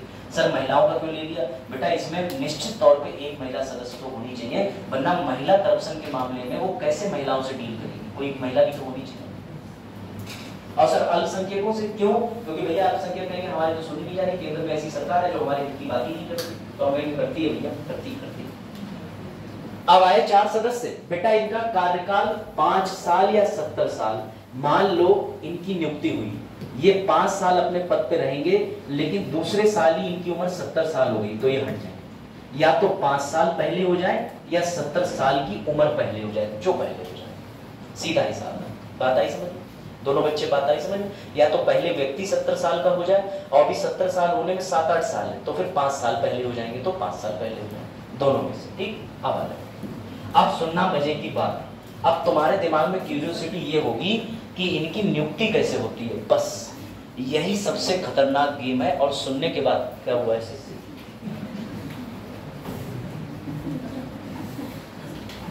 चलो ठीक, मतलब मैं तो सहयोग के लिए जाता हूँ। चलो भैया ठीक है, आपको ये पूरा चार्ट मिल जाएगा, इसकी टेंशन मत लेना। स्लाइड में इसे देखोगे एक बार में याद आ जाएगा कि सर 50% न्यायिक सदस्य होंगे 8 में से, अनुसूचित, अनुसूचित जनजाति, अल्पसंख्यक, महिलाएं सब हो गए। उसके बाद 5 वर्ष 70 वर्ष खत्म। अब आगे बढ़ते हैं, अब आ जाओ, रुक जाओ। ठीक, योग्यता के लिए कोई न्यूनतम आयु नहीं है। योग्यता सीधी है कि तुम जज होना चाहिए, चीफ जस्टिस होना चाहिए, ये होना चाहिए। लेकिन अयोग्यताएं हैं। अयोग्यताएं मतलब कौन कौन सदस्य नहीं हो सकते? जिन्होंने नैतिक अधर्मता कर रखी हो, यानी किसी रेपिस्ट को इस आयोग का सदस्य बनाओ, नहीं बना सकते ना, पहली चीज। 45 साल से नीचे के व्यक्ति को कभी इस आयोग का सदस्य नहीं बना जाएगा। लोकपाल, लोकायुक्त का सदस्य कभी भी न्यूनतम 45 साल से नीचे के व्यक्ति को नहीं बनाओ। ये चारों पॉइंट नोट कर लो, फिर आगे बढ़े। लास्ट पेज पे आप पूछो, कहाँ से कहाँ जाए? मैं एसएससी पढ़ाने का इच्छुक हूँ। अच्छा, मेरा वाला फॉर्मूला है। अब ये सब समझ आ रहा है, पीछे वाले ऐसे ही ध्यान ना तो सब। चलो लिखो बेटा, पंचायत और म्युनिसिपैलिटी के अगर तुम हो, तुम प्रधान हो और तुम सोच रहे हो मैं बनूंगा लेखपाल, तो बेटा बोलो दोनों लाते हवा में मिथुन चक्रवर्ती की तरह मारेंगे उड़ते हुए और कहेंगे घर जा पड़ती सी। तो पंचायत और म्युनिसिपैलिटी लाभ के पद पे नहीं होना चाहिए। कोई भी प्रोफेसर यहाँ पे कोई काम नहीं करता। सीधी बात, सीधा मतलब कि अगर तुम मान के चलो कहीं से सरकारी इनकम ले रहे हो तो तुम्हारे दिन कम, यानी तुम आयोग में नहीं आओगे। उसके बाद अगर तुम्हारा राजनीतिक दलों से जुड़ाव है तो हैप्पी बर्थडे टू कैंसिलेशन। ये योग्यताएं याद रखना, एमसीक्यू में योग्यताएं डालनी है। अयोग्यताओं पर बहुत प्रश्न आते हैं। राष्ट्रपति उपराष्ट्रपति की आयु 35 वर्ष, यहाँ पे लोकपाल और लोकायुक्त के लिए, खासकर लोकपाल के लिए 45 वर्ष से नीचे का आदमी चुना ही नहीं जा सकता, क्योंकि वो मानते हैं इतना यंग है, ये तो संपत्ति बनाएगा।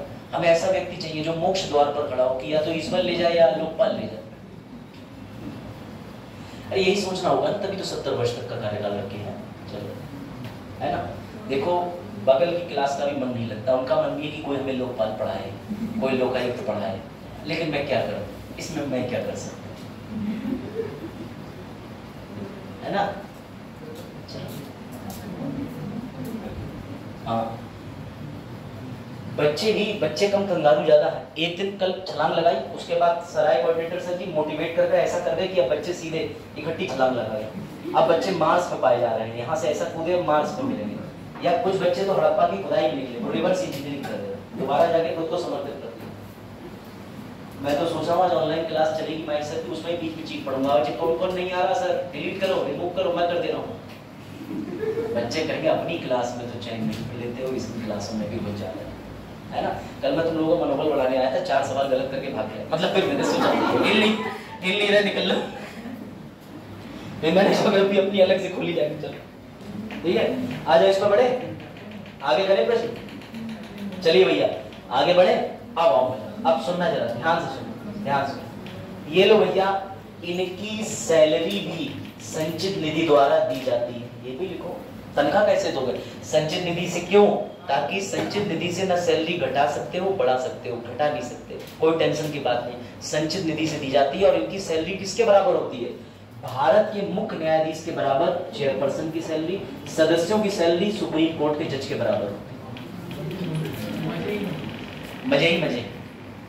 और अध्यक्ष का पद खाली हो, वेकेंट हो, तब कौन आएगा? तब उम्र में जो वरिष्ठ हो, तब 8 सदस्यों में से उम्र में जो वरिष्ठ हो वो आ जाएगा। ये चीज और लिख लो, ये सीधे एमसीक्यू है। तो भी लोग कहते हैं नोट नहीं बन रहे हैं, नोट बनाने लो, 2000 का बनाने बंद हो जाओ। हाँ वेरी गुड, देखा मेरे पढ़ाए बच्चे कहीं नहीं सुना भंडारा आप बंद नहीं करा, तो डेट उसकी तय करी ना, वो तो इसलिए ले लिया नोट बोले लोग जो है सरकार पे दिखा रहे थे, है तुम पे 2000 था, सरकार बोली आओ भाइयों बहनों 10 हो गया काम, है ना।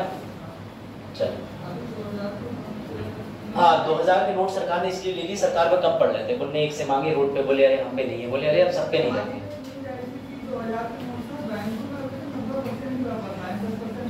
वो 10% विदेश चले गए, वो पाकिस्तान चले गए। पाकिस्तान के लोगों ने कहा हम 2000 का 3000 में खरीदेंगे, देख तो ले कैसा होता है नोट। हमारे देश के प्रधानमंत्री बदल जाते हैं, यहाँ तो नोट बदल रहे हैं, हमारे प्रधानमंत्री बदल रहे हैं। वाह चलो तो बेटा ये लिख लिया। अब देखो गेम, अब तो मैं गेम बताता हूँ, पहले समझना।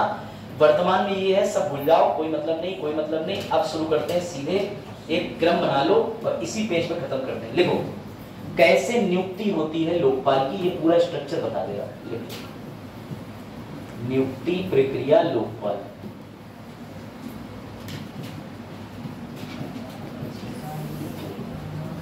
हाँ मैं साफ लिख सकता हूँ, जानबूझ के नहीं।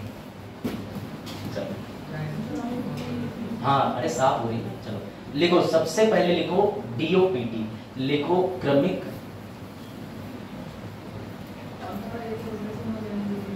हाँ वो तो श्रमिक एवं प्रशिक्षण,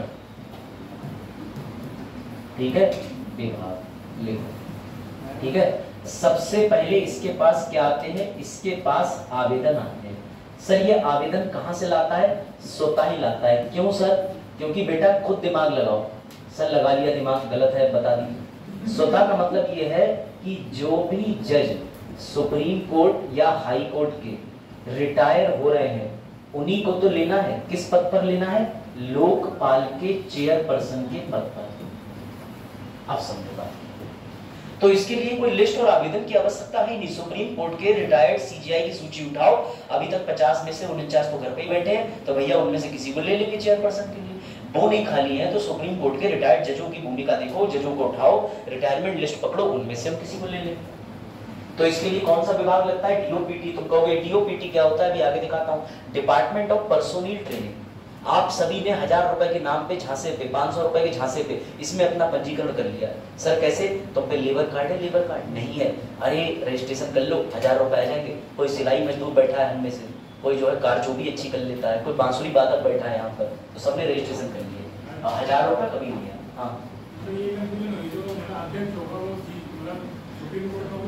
नहीं, अध्यक्ष हमेशा जो एक चेयरपर्सन 1/8 है, उसमें जो एक है वो हमेशा डीवाई चंद्रचूड़ कौन है, पूरे भारत के मुख्य न्यायाधीश, या तो मुख्य न्यायाधीश होगा या सुप्रीम कोर्ट का जज होगा, या तीसरे नंबर पे कोई एक विधि शास्त्री या सुप्रसिद्ध व्यक्ति। ये चेयरपर्सन के लिए प्रावधान सुप्रीम कोर्ट का ही होगा, उसमें हाई कोर्ट छुएगा भी नहीं, हाई कोर्ट उससे नीचे वाले में छुएगा।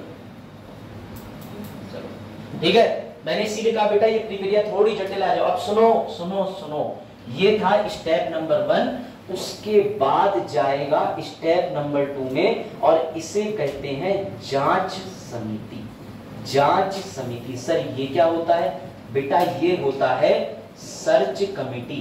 सर ये क्या करेंगे, मान लो यहां से 150 जजों के नाम आए, 150 जजों के नाम आए, ये जांच करेगी। सर ये किसकी जांच करेगी, कौन सा जज करप्टेड है, कौन सा जज SC ST के खिलाफ फैसले देता है, किस जज पर पूर्व में कौन से आरोप लगे, किस जज पे आय से अधिक संपत्ति का मामला चल रहा है, कौन सा जज देश के विकास में भागीदारी कर चुका है, कौन सा जज जो है वो देश का पतन कर चुका है, कौन सा जज सरकार को लाभ देता है, कौन सा जज सरकार के विरोध में रहता है, ये सारी जांच करेंगे सर्च कमेटी। इसमें कोई सदस्यों की संख्या निर्धारित नहीं है, ये सर्च कमेटी गोपनीय तरीके से काम करती है, ना इसमें व्यक्ति बताएगा ना इसमें, लेकिन इसके बाद जो आएगा उसमें खेल। इस जांच समिति के अंदर केवल और केवल ऐसे व्यक्ति हो सकते हैं जो किसी भी बैकग्राउंड से आ सकते हैं। इसका फैसला ये नहीं लेंगे, इसका फैसला ये नहीं लेंगे, इसका फैसला लिया जाएगा कि सर्च कमेटी कौन है, संसद बनाएगी। और ये लोकपाल बिल के अंदर लिखा हुआ है कि इसमें विपक्ष और पक्ष दोनों के लोग, पक्ष और विपक्ष दोनों के लोग। तो स्टेप 5 कोई राजे सवाल है पूछो। हाँ इलेक्शन लड़ सकता है, लेकिन डिस्ट्रिक्ट जज रिटायर होने के बाद में अपने उस जिले में वकालत नहीं कर सकता। ऐसी हाई कोर्ट का जज उस राज्य में वकालत नहीं कर सकता, सुप्रीम कोर्ट का जज रिटायर होने के बाद पूरे भारत में, हाई कोर्ट का उस राज्य में। अगर मैं हाई कोर्ट तक जाऊं और रिटायर हो जाऊं तो मैं कभी भी हाई कोर्ट यानी उत्तर प्रदेश के अंदर वकालत नहीं करूंगा, उत्तराखंड कर लूं, MP कर लूं, लड़ सकता। और छोड़ो, मैं आपको उदाहरण दे दूं, सुप्रीम कोर्ट के जज भी नेतागिरी में सक्रिय है। भारत के एक सीजीआई रहे हैं पूर्व में रंजन गोगोई, आज के समय में राज्यसभा से सीट लेके बैठे पार्लियामेंट्री अफेयर कमेटी के अंदर, जो 12 लोगों को राष्ट्रपति नामित करते हैं। लोग पहुंच गए जज साहब राजनीति, आपको उदाहरण भी मिल गया, और चुनाव लड़ भी सकते हैं लोकसभा सीट से। चलो तो सर अब ध्यान से सुनना, ध्यान से, ये दो चीज आई समझ में। सर पहले ये आते हैं, अरे और लो तो मैं साफ हैंड राइटिंग में दिखा दे, अब तो सर आज तो साफ ही सर।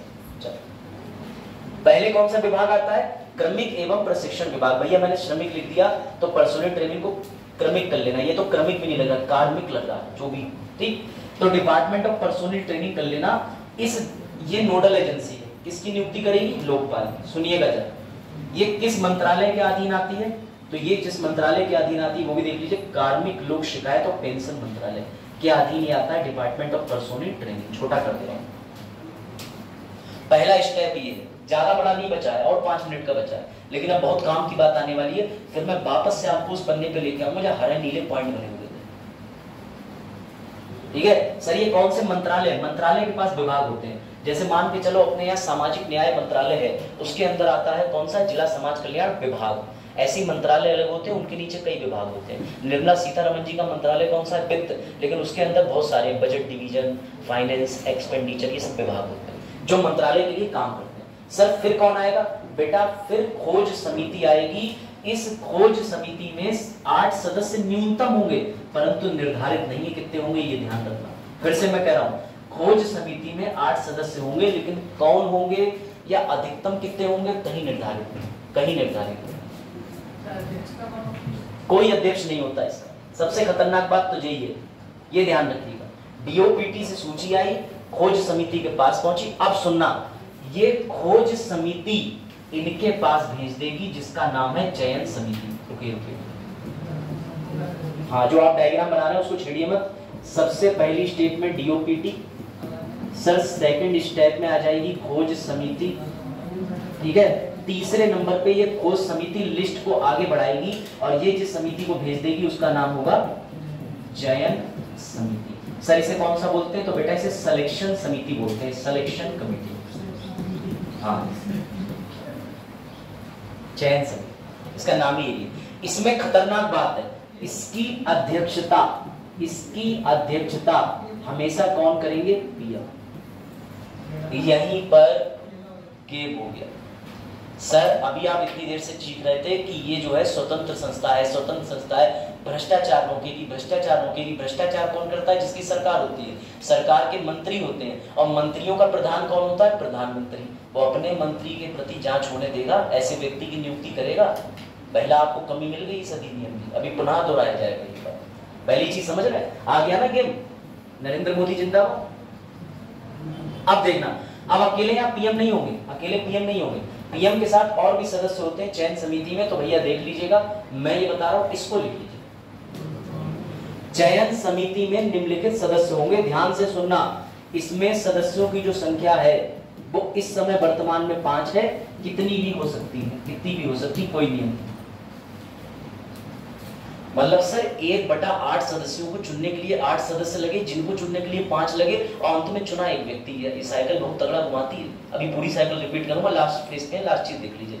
सर अब ये जो चयन समिति है, जो फाइनली जिस जज को नियुक्त करेगी वो ये करेगी। इसके सदस्य सुनिए कौन कौन होंगे। प्रधानमंत्री होगा, जो समिति का अध्यक्ष होगा।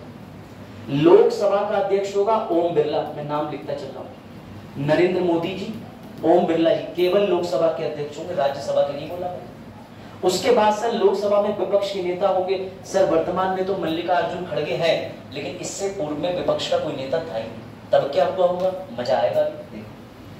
भारत के मुख्य न्यायाधीश, इसका मतलब सीजेआई डी.वाई. चंद्रचूड़ साहब, डी.वाई. चंद्रचूड़ साहब की मैं बात कर रहा हूं, या भारत के मुख्य न्यायाधीश। जब चंद्रचूड़ साहब हैं तो हम किसी और जज को क्यों लाएं? अगर वो बिजी होते तो उनकी जगह कोई सुप्रीम कोर्ट का जज चला जाता। राष्ट्रपति का भी रोल आ गया। ले, राष्ट्रपति द्वारा नामित एक प्रख्यात विधि वेत्ता, इसे इंग्लिश में कहते हैं डिस्टिंग्विश्ड ज्यूरिस्ट। सर ऐसे कोई रहे? हाँ, मुकुल रोहतगी। ठीक। सर राष्ट्रपति इस चयन समिति के अनुसार व्यक्ति का नामांकन करके फाइनल करेंगे। इसको जरा ध्यान से बिठा लो, इसको ध्यान से बिठाओ, सलोनी ध्यान से, एक बच्चा इसको ध्यान से देखे। अभी जस्ट इसके बाद अगली स्लाइड पे क्वेश्चन है, अटक जाओ। क्वेश्चन इसीलिए लगाया गया कि इनमें से कौन इस चयन समिति का सदस्य नहीं होगा। ध्यान से, अगर कोई भी मानने से इनकार करते भाड़ में जाओ। नरेंद्र मोदी जी मानने से इनकार ना करें, क्योंकि अध्यक्षता किसकी है? अरे मैं और लोगों को बता रहा हूं, तुम्हें नहीं कह रहा। हाँ, विपक्ष को रखने का काम बड़ा मजेदार है। अभी देखना बेटा, मैं सवाल उठा रहा हूं, 2014 में अधिनियम आया, पिनाकी चंद्र घोष 2019 में क्यों नियुक्त हुए? विपक्ष का कोई नेता नहीं। अभी देखो, अभी मजा आएगा। ठीक बेटा, ये हो गया 1 2 3 4 5। अभी सर 5 लोग हैं, भविष्य में बढ़ सकते हैं। इन 5 में कौन है तो रिवाइज करो। प्रधानमंत्री ओम बिरला जी लोकसभा के हो गए, विपक्ष का नेता हो गया, चीफ जस्टिस इंडिया हो गए, राष्ट्रपति एक विधि वक्ता को ले आएगा, डिस्टिंग्विश्ड जूरिस्ट। 5 लोग बन गए सर, बन गए 5 लोग। ऐसे आपको याद आना चाहिए। सर क्यों याद आना चाहिए बेटा? इसलिए याद आना चाहिए, बताता हूँ मैं। ये लीजिए, बताइए। मैंने कहा ना ये फैक्चुअल चीज है, आज का जो लेक्चर है फैक्चुअल है। बताओ कौन लोकपाल के लिए चयन समिति का सदस्य नहीं होगा? बताओ। हाँ, अच्छा दूसरा वाला बोल पड़े। ओहो ओहो, उत्तर दूसरा। हाँ, अब आएगा उत्तर, बिल्कुल ठीक है बेटा। क्या मैंने राज्यसभा का स्पीकर बोला? विपक्ष के नेता राज्यसभा से नहीं होने चाहिए, हमेशा विपक्ष का नेता होगा लीडर ऑफ ऑपोजिशन का अंदर लोकसभा में। ये भी होंगे, ये भी होंगे, ये भी होंगे। ये घूम गए, इसीलिए मैं कह रहा हूँ बेटा, ऐसे ही यूपीएससी घूमोगे और फिर एक दिन इतना घूमोगे शक्तिमान बन जाओगे, फिर तुम्हें वापस स्वर्ग पे लाने के लिए देगी लगेगी जिसका नाम पत्नी होगा। ठीक, यह हो गया समझ में? अब सुनो ध्यान से, अब सुनो ध्यान से। एक समस्या तो बेटा ये नहीं होगा, इसमें उच्च सदन वाला, बाकी सब होंगे। याद रखना, पिनाकी चंद्र घोष जो भारत के सर्वोच्च न्यायालय के पूर्व न्यायाधीश थे, कौन थे? इसमें किसकी नियुक्ति होती है? एक्स जजेस, एक्स जजेस, एक्स एक्स तुम्हारा अपना एक्स होगा, मतलब वर्तमान पास्ट भविष्य की बात नहीं कर रहा मैं, पूर्व न्यायाधीश की बात। ठीक, अभी रुक जाओ, अभी सवाल सवाल सवाल सवाल। पहले कौन बने? पिनाकी चंद्र घोष। नियुक्ति कब हुई? नियुक्ति 3 मार्च 2019। सवाल सुनो, मेरा सवाल, आंसू आ जाएंगे, पढ़ो।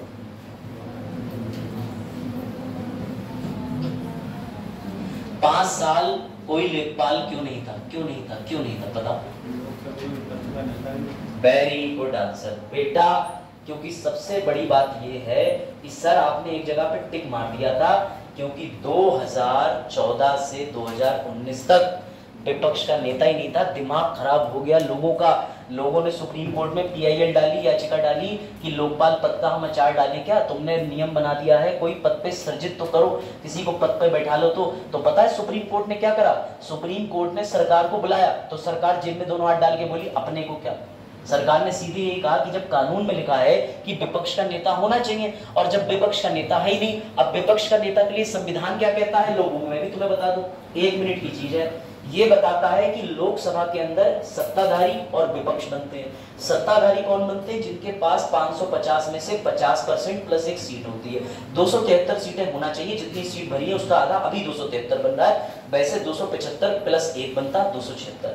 अगर मान के चलो सबके पास सीट आ गई तो जो ऑपोजिशन बचता है ना, कम से कम 10% होना चाहिए। ऑपोजिशन उसे कहते हैं जिसके पास पूरी लोकसभा की 10% सदस्य होते हैं, उसे ऑपोजिशन कहते हैं। लेकिन इतिहास उठा के देख लो, बीजेपी ने धज्जियां खड़ा कर दी विपक्ष पार्टी की। 2014 के बाद से 2019 से पहले विपक्ष नाम की चिड़िया बची नहीं। मामला सुप्रीम कोर्ट गया, क्योंकि जब विपक्षी नहीं था तो विपक्ष का नेता कैसे चुना जाता? जब मामला सुप्रीम कोर्ट पहुंचा तो सुप्रीम कोर्ट ने कहा कि अपने कानून में बदलाव करो, हमें नहीं पता, लोकपाल की नियुक्ति करो। इसके एवज में 2016 के अंदर लोकपाल कानून में सुप्रीम कोर्ट के कहने के अनुसार बदलाव कराया गया बेटा।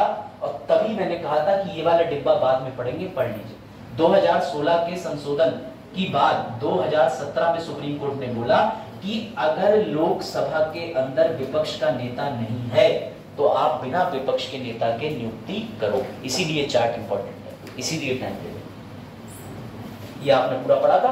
इसके अंदर ये नीला वाला paragraph the supreme court on 27 अप्रैल 2017 को क्लैरिफाई करा कि अगर अब्सेंट है लीडर ऑफ अपोजिशन, कोई जरूरत नहीं है, किसी भी पॉलिटिकल पार्टी जो विपक्ष में है, सबसे बड़ा दल है, उसका कोई एक सदस्य बुलाओ और बुला के बैठा लो और नियुक्ति करो। तो मुबारक हो, 3 मार्च 2019 को सुप्रीम कोर्ट के फैसले के बाद भी 2 साल लग गए, तब जाके हमें मिला पहला व्यक्ति पिनाकी चंद्र घोष। बात आई समझ में?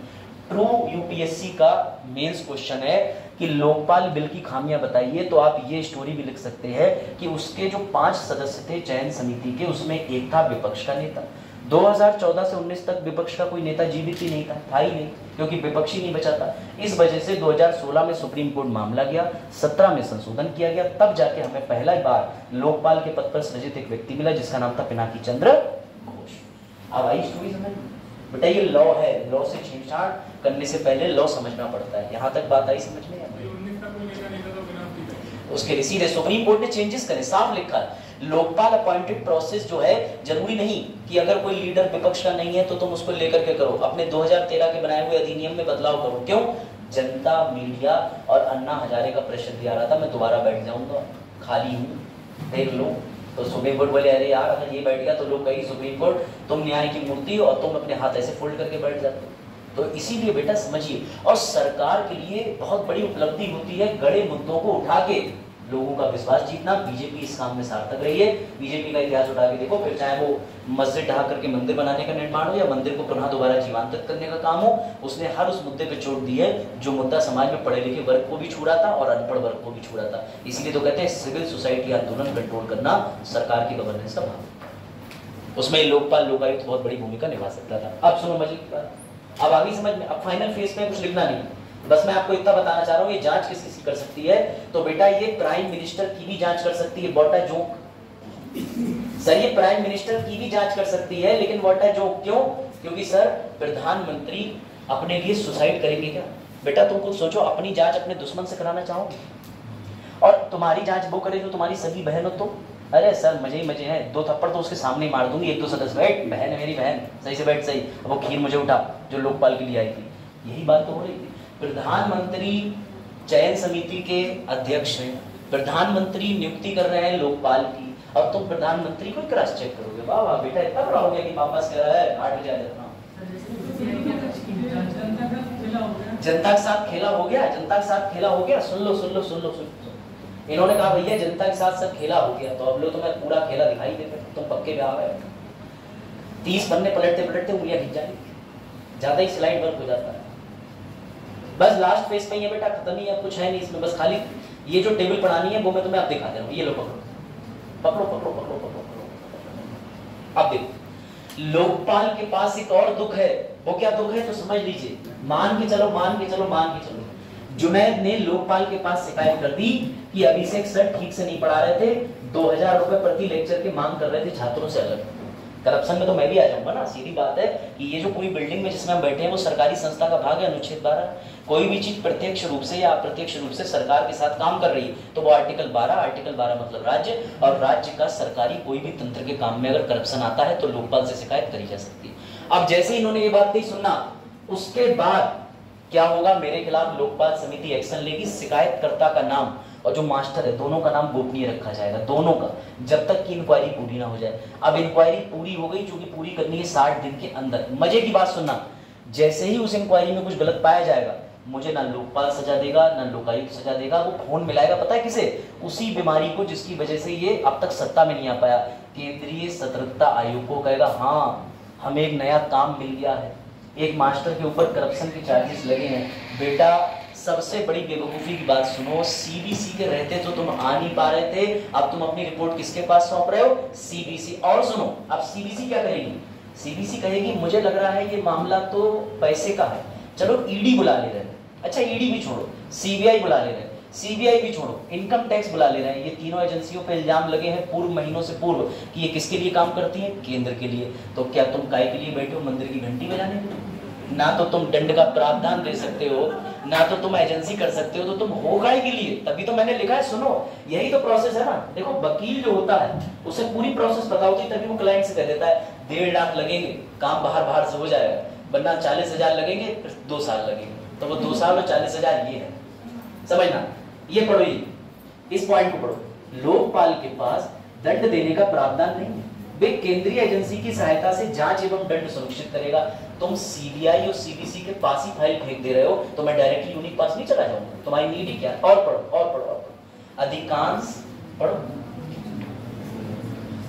केंद्रीय सरकार के नियंत्रण है, तो ऐसे में उन केंद्रीय एजेंसी द्वारा यदि जांच कराई जाएगी तो वह जांच पूर्णतः पारदर्शी हो सकती है, इसको लेकर संशय है और होना भी चाहिए।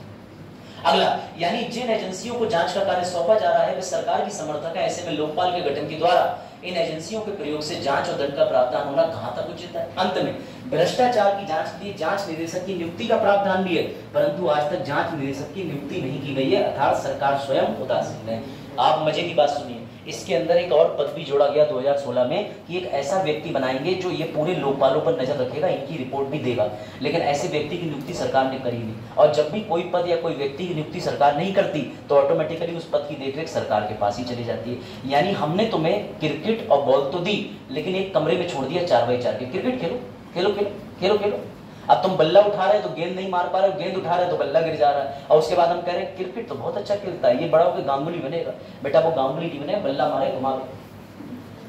अब तुम लोकपाल और लोकायुक्त की व्यवस्था देख रहे हो, तभी तो मैंने कहा सबसे पहली लाइन यही तो है।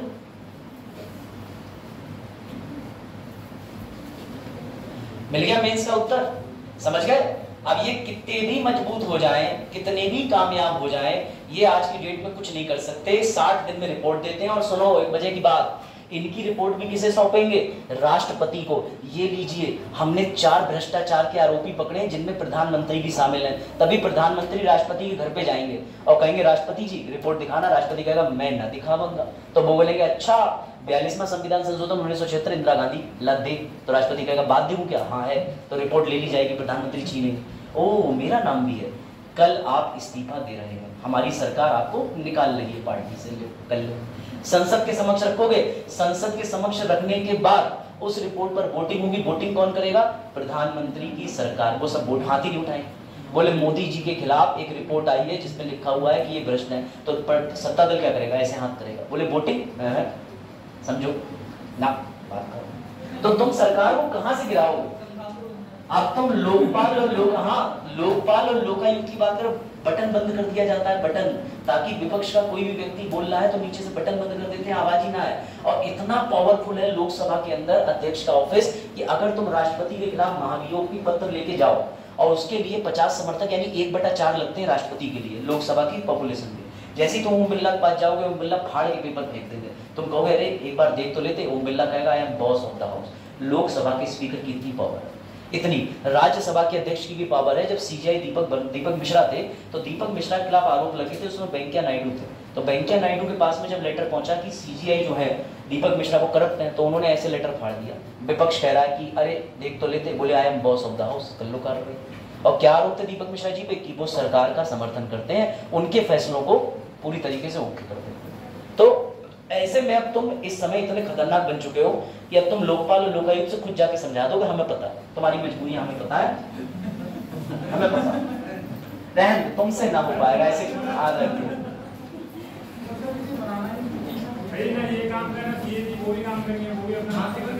बेटा मैं तुम्हें, हाँ बिल्कुल आपकी सही बात है, क्यों बताया? मैं बता रहा हूँ। उसका उत्तर लास्ट में है कि सर बनाया ही क्यों? बेटा बनाया तो तुम्हें भी भगवान है ना। चलो अभी देखो आगे मजा। अब इसके एंड लेवल पे जब तक आप टॉपिक की समझ ना ले पाए, और आप चिंता मत करिएगा, आपको ऐसे मैंने चार्ट डाल दिए है, तो ये निजी कोचिंग हो गए, लेकिन चोरी करना मानव अधिकार। हाँ, और अच्छी चोरी जो किसी के लिए अच्छा करने के लिए करी जाए वो कायदे की चोरी। हाँ बता एक बार अध्यक्ष की लाइन बता दे रहा हूँ, उससे पहले मैं कुछ 1-2 चीजें और दिखा दूं। अब तुम लोकपाल लोकायुक्त पे कुछ भी नहीं, तुम्हारा छूटेगा, छूटे तो बताओ। और बेटा इस समय ये नए नियुक्त कर दिए गए, इनका नाम पता ही होगा, मोहंती साहब है, पता है कि नहीं पता? अभी मार्च में हो गए थे। रुक जाओ कुछ और भी दिखाना चाहता, देख लूं कुछ इंपॉर्टेंट तो नहीं है क्या? छोड़ो, इससे भी कोई लेना देना, इससे भी कोई नॉट इंक्लूडेड। हाँ एक चीज ये याद रखना, आर्मी, नेवी, एनडीए, सीडीएस मजे में काटेंगे। आर्टिकल 33 संविधान का कहता है कोई मौलिक अधिकार इन्हें नहीं मिलेंगे, लेकिन वो किसी भी जांच एजेंसी के दायरे में नहीं आते। लोकपाल लोकायुक्त किसी फौजी, चाहे वो किसी भी फोर्सेस का हो, उस पर हाथ नहीं डाल सकती। ये उसके करप्शन के मामले को मार्शल कोर्ट में भेज देंगे, लेकिन इनकी इतनी ज्यादा नहीं चलती कि ये किसी फौजी के ऊपर ट्रायल चला दें करप्शन का। ये बड़ी बात है, ये ध्यान रखना। ठीक है, चलो ठीक है। और सुनिए, संपत्ति जब्त करने वाला पॉइंट तो जबरदस्त है जो आपको बताना है। सुनो बड़े मजे की बात, पलक जो है बड़ी करप्ट ऑफिसर बन गई, नाश्ते में ही 200-300 करोड़ रुपए खा जाती थी। ठीक है, पता भी नहीं चल पाता था। पलक ने ये सोचा मैं धोखे से पकड़ी भी गई तो 400 करोड़ रुपया मैंने कहाँ गायब करा, किसी के बाप को भी नहीं पता, और 4 साल जेल काटूंगी, मस्त 50 करोड़ रुपया दूंगी, जेल में आराम से अच्छा ऐशो आराम की जिंदगी जीऊंगी, थोड़े समय बाद बाहर आ जाऊंगी। लेकिन इस लोकपाल और लोकायुक्त की कार्रवाई के दौरान एक चीज अच्छी जोड़ दी गई है मोदी सरकार 2016 में, अगर आपके ऊपर कार्रवाई शुरू हुई तो आपकी संपत्ति 1 नंबर की और 2 नंबर की तुरंत जब्त कर ली जाएगी। ये चीज आई है। तो अब पलक सदमे में कि मेरे 200-400 करोड़ पहले जब्त करेंगे, बाद में कार्रवाई करेंगे। तो ये हाँ, यही तो सबसे बड़ी बात है जो अश्मित ने बात की। मैं यही कह रहा हूँ कि मैंने आज तक भूत नहीं देखा, किससे बहुत सुने। ठीक, तो ये बात याद रखना, इसमें संपत्ति जब्त का प्रावधान है। ये तो सबसे इंपॉर्टेंट पॉइंट है। उत्तर प्रदेश के प्रयागराज में इसका लोगो डिजाइन करा है, उसका नाम है व्यक्ति का प्रशांत मिश्रा। ये तो बिना बताए लेक्चर खत्म ही नहीं हो सकता। तो उत्तर प्रदेश का एक निवासी है प्रयागराज का, जिसका नाम है प्रशांत मिश्रा। ये रहा लड़का, यूपीएससी की तैयारी कर रहा होगा, कुछ हो नहीं पाया होगा, गुस्से में चीतापोती कर दी होगी, और आज वो बन गया लोकपाल का लोगो। इसी ने डिजाइन करा है, इसी ने लोकपाल का ये चिन्ह बनाया है। नाम है इसका प्रशांत मिश्रा, प्रयागराज से। अच्छे लोग भी आते हैं प्रयागराज से। ठीक है, तो बेटा अगर तुम्हें इसका संस्कृत वाक्य पढ़ना है तो पहले तुम इसे पढ़ के मुझे समझा देना। माँ गिरिधर, छोड़ दो, हो गया हो गया बस हो गया। इसका सीधा मतलब है लोभ ना करें दूसरों के से, मतलब दूसरों की जो है संपत्ति पर, अपनी संपत्ति पे ही लोभ कर रहे हैं। तो बेटा ये चीज आई समझ में। अब एक बार अध्यक्ष वाला इन्हें समझा देता हूं मैं, फिर खत्म हो जाएगा। ठीक है, ये चीज आ गई। किसने डिजाइन करा है? हाँ, किसने डिजाइन करा है? किसने? अच्छा, किसने डिजाइन करा है? याद हो गया? चलो ठीक, देखो हाँ ठीक। नरेंद्र मोदी जी के प्रधान सचिव कौन है? पीके मिश्रा। पॉलिटी कौन पढ़ाते हैं? हाँ, भला हो तुम्हारा। चलो भैया, बस एक लास्ट बार 30 सेकंड की चीजें मैं बता दे रहा हूं। एक चेयरपर्सन होगा, एक चेयरपर्सन होगा लोकपाल की नियुक्ति में, समझना ठीक। अब है 8 लोग होंगे टोटल, 4 इधर 4 इधर। पहले मैं चेयरपर्सन की बात कर ले रहा हूं। हमेशा अध्यक्ष कौन होगा? सुनना, CJI पूर्व, जो कि जैसे वर्तमान में DY चंद्रचूड़ साहब हैं, तो ये अभी नहीं बन सकते। जब ये रिटायर हो जाएंगे तब ये बन सकते हैं, वर्तमान तो बन ही नहीं सकते। केवल भारत का मुख्य न्यायाधीश। अगर ये उपलब्ध नहीं है सर कौन, तो जज बन जाएंगे सुप्रीम कोर्ट के। लेकिन सर कौन से? एक्स जज। अगर ये भी उपलब्ध नहीं है तो कौन बन जाएंगे? Eminent person. एमिनेंट का मतलब होता है सुप्रसिद्ध व्यक्ति। ये किस क्षेत्र में सुप्रसिद्ध हो? 25 साल इन्होंने मास मीडिया, लोक सेवा, इस तरीके का कोई काम किया हो। ये चीज आई समझ में? इसमें सिर्फ सुप्रीम कोर्ट के लोग दिख रहे हैं क्या? मैंने हाई कोर्ट, डिस्ट्रिक्ट कोर्ट, फलाने कोर्ट बोला? ठीक, अब सुनना, ये 4 जो है वो कैसे होंगे? न्यायिक। ये कैसे होंगे सर? गैर न्यायिक। बात खत्म। इस 4 में सुनना, अबे यहाँ पे कैच है, कैच। यहाँ पर मुख्य न्यायाधीश, ठीक है, वो भी कैसा होगा? रिटायर्ड। तो सर ये जो रिटायर्ड होगा वो कहाँ का होगा? High court. हाई कोर्ट, ठीक। ऐसे याद रखो, अगर ये नहीं मिला तो सर अब हम जज को लेके आएंगे, लेकिन ये जज कहाँ का होगा? तो मैं पेन बदल रहा हूं, सुप्रीम कोर्ट का। सुप्रीम कोर्ट का, बस इतनी बात है। ऊपर केवल सुप्रीम कोर्ट, नीचे supreme court plus high court दोनों आ जाते हैं। इन्हीं दोनों में से 4 सदस्यों की पूर्ति कर दी जाएगी। सर इधर भी कौन आ जाएंगे? SC, ST, इसी के अंदर OBC भी आ जाएगा, माइनॉरिटी और अब आप बताओ, आपको लोकपाल में जरा सा भी किसी भी चीज में प्रॉब्लम हो, कंसेप्ट ना समझ आया हो, लोकपाल समझ ना आया हो, क्वेश्चन एलिमिनेट का कर रहे हो, या हमने कोई चीज कवर ना करी हो, नियुक्ति तक तो उठा के फेंक दी, तो बताओ आनंद आया कि नहीं लेक्चर? हाँ हाँ बिल्कुल बिल्कुल, 4 जज, लेकिन इसमें हाई कोर्ट का कोई जज नहीं दिया जाएगा। हाई कोर्ट का मुख्य न्यायाधीश दिया जाएगा। कितने हैं भारत में? 25 हाई कोर्ट है, हर साल कहीं ना कहीं रिटायर्ड होते रहते हैं। कोई डाउट किसी को?